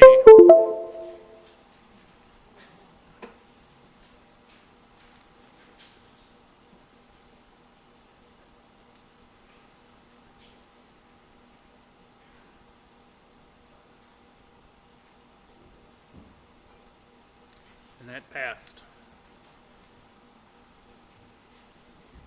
So now we're back on the regular motion. Regular motion with the amendment. That's okay. Supervisor Zelmer. Thank you, Mr. Chairman. Our park system, that's the gem of Winnebago County. We have a big need for the whole 3.9 million to be passed. Instead of piecemealing it a little here and a little there, we have an opportunity now. So please pass this. I'm especially excited about the pickleball courts. That's a great sport. It's picking up a lot of support. And as they say on the Cowboy Channel, let's get her done. Thank you. Supervisor Miller. Thank you, Mr. Chairman. I'm going to be voting no on this. I like parks. Parks are a great thing, but we've got a lot of other expenses that's going to hit this county. We've heard the buildings repair. We've got roofs to replace.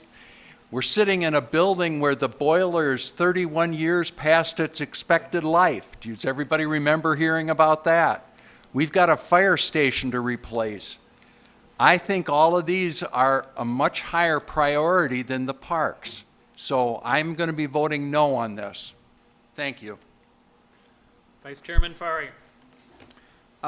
Thank you, I appreciate it. First of all, I want to thank the board for supporting my amendment.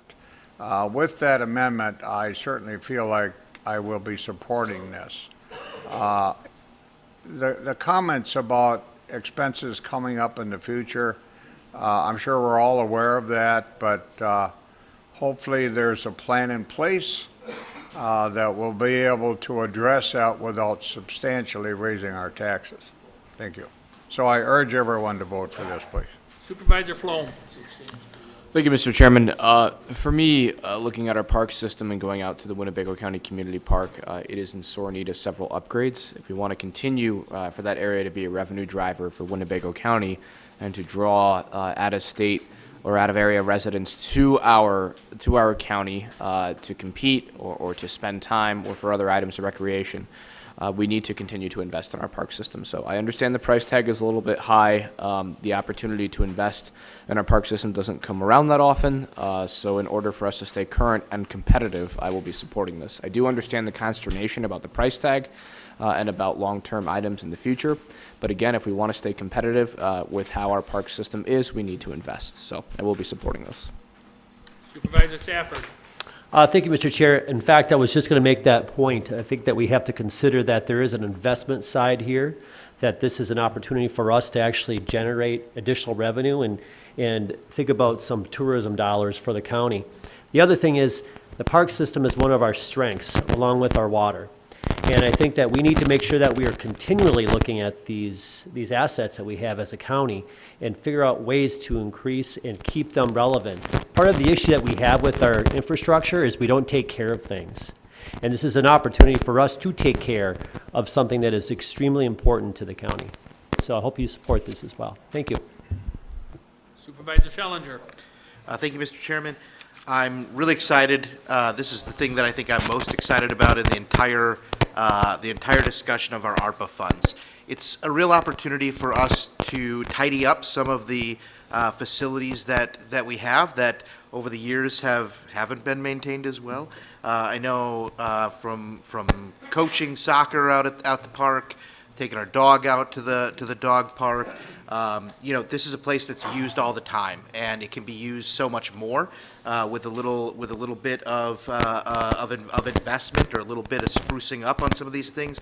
Making some marquee soccer fields is going to go a long way towards what this facility can be used for, to the point of not only drawing people in, but also being a resource for the soccer teams in our area. Same thing about the rugby team. Maybe next session, this board will get a rugby team together, and we'll all have a little fun out there. But I'm really excited about this, and hope everybody votes yes. Supervisor Powers. Thank you, Mr. Chairman. I would encourage everyone to vote yes on this. It's a once every 5 years. It's the 5-year plan. It's not like we're coming to the board every year to do this. The Parks Department parks are not just for recreation. It is the Expo Center is where is the emergency emergency shelter for if something bad happened at Parkview and we had to bus people out of there. They're going to the expo center. There are horse shows. There are kids who are raising farm animals. They show their animals at the park, and that's how they pay for college tuition. There are boat landings. There are people who have big boats and little boats, but you need a boat landing, and that's all part of parks. I would urge everyone to vote in favor of this. Thank you. Supervisor Hens. Thank you, Mr. Chairman. I'm going to be supporting this, but I'm sincerely hoping that this doesn't come back to bite us with construction costs going up and then we end up having to pay more to do that section in the city of Oshkosh for whatever reason, that it doesn't come back like things have been coming back that are like 30-40% more expensive in a year. So it's my hope that this amendment doesn't put us in that situation, but I will be supporting this because of all the other things that it's doing. Supervisor Bender. I'd just like to remind the board too that the Waukau Dam is actually going to be the first project that's going to be done out of that money. And that's all ready to go out for bid when this gets passed. And that's almost $1 million of this 3.9. So don't think that this whole 3.9 is going into County Park. The people of Rushford had that Waukau Dam for how long? It's useless. The trail is basically, you can't walk on it. It's got all water washouts. You know, you get your water there for the fire department. It's going to be basically all redone there. You're going to have a shelter there and a bathroom. You know, so this money isn't just for County Park. The outlying area of Rushford is going to definitely benefit from having this. And we got a grant for over $800,000 to start that project. Supervisor Burrow. Mr. Chairman, I recall looking at a new job in another area and visiting the parks during my free time and remembering saying, what a dive. And that killed it for my wife and kids. So again, this reflects on the county. I think it helps us recruit key people here. I think it sends a strong message. We've got great natural resources. We could build on those. And I'll tell you, I was very impressed with the plan that the Parks Director put forward with the vision that he has for the future. So I'll be supporting it. Thank you. Okay. Not seeing any other lights on. We'll vote by your machine. $3,900,000 for the outdoor recreation in Winnebago County. There was an amendment in this, don't forget, so if you're in favor of this, vote A. If you're not, vote nay.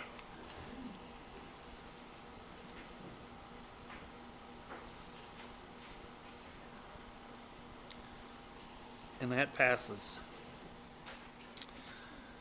Ordinance 364-03, 2024 to establish an appraisal policy in acquisition, disposition, asset management of Winnebago County owned real estate.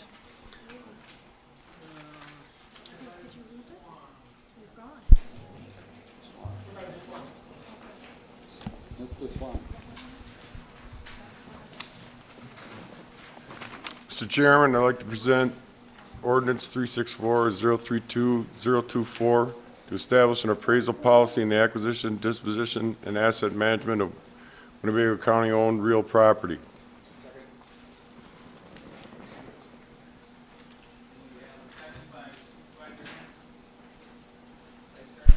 Thank you, Mr. Chairman. I'm certainly going to support this. However, I'm a little disappointed that we are excluding the tax deeded property that we acquire through non-payment of taxes. I think if we don't start applying that to that process in the future, based on state law that's coming forward, we could run into some trouble. So recording stopped. Hopefully this can be updated depending on the outcome of the governor signing that law.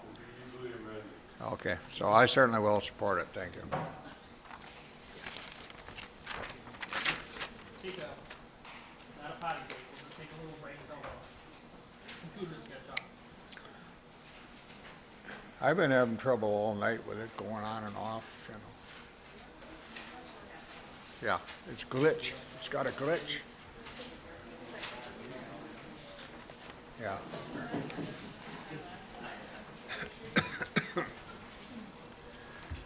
Well, you know, might know, Mr. Swan, the machine's broke down just before we're taking your vote. Maybe that's an old, I don't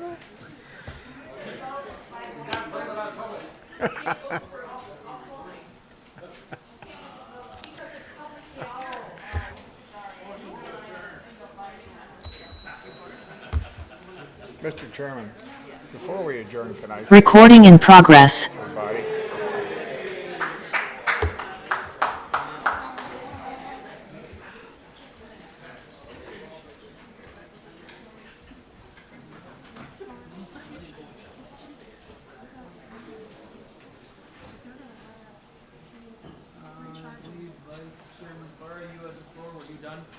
Yes.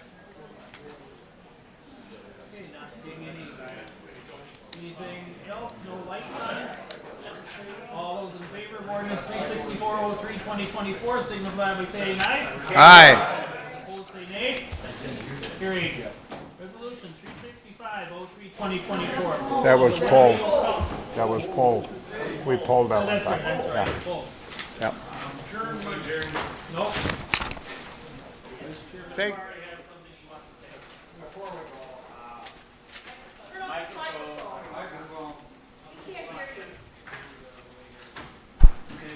Now we can. okay, thank you. Before we go,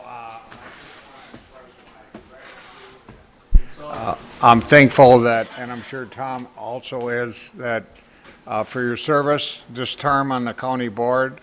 For those who aren't seeking reelection or are going to retire, we certainly wish you well. But I'm sure I speak for Tom and I and perhaps all of you. It's been a pleasure. I've enjoyed the debate.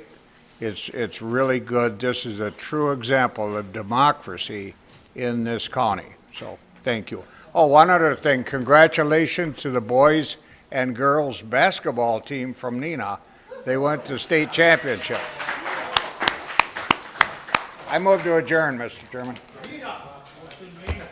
All those in favor signify by saying aye. Aye.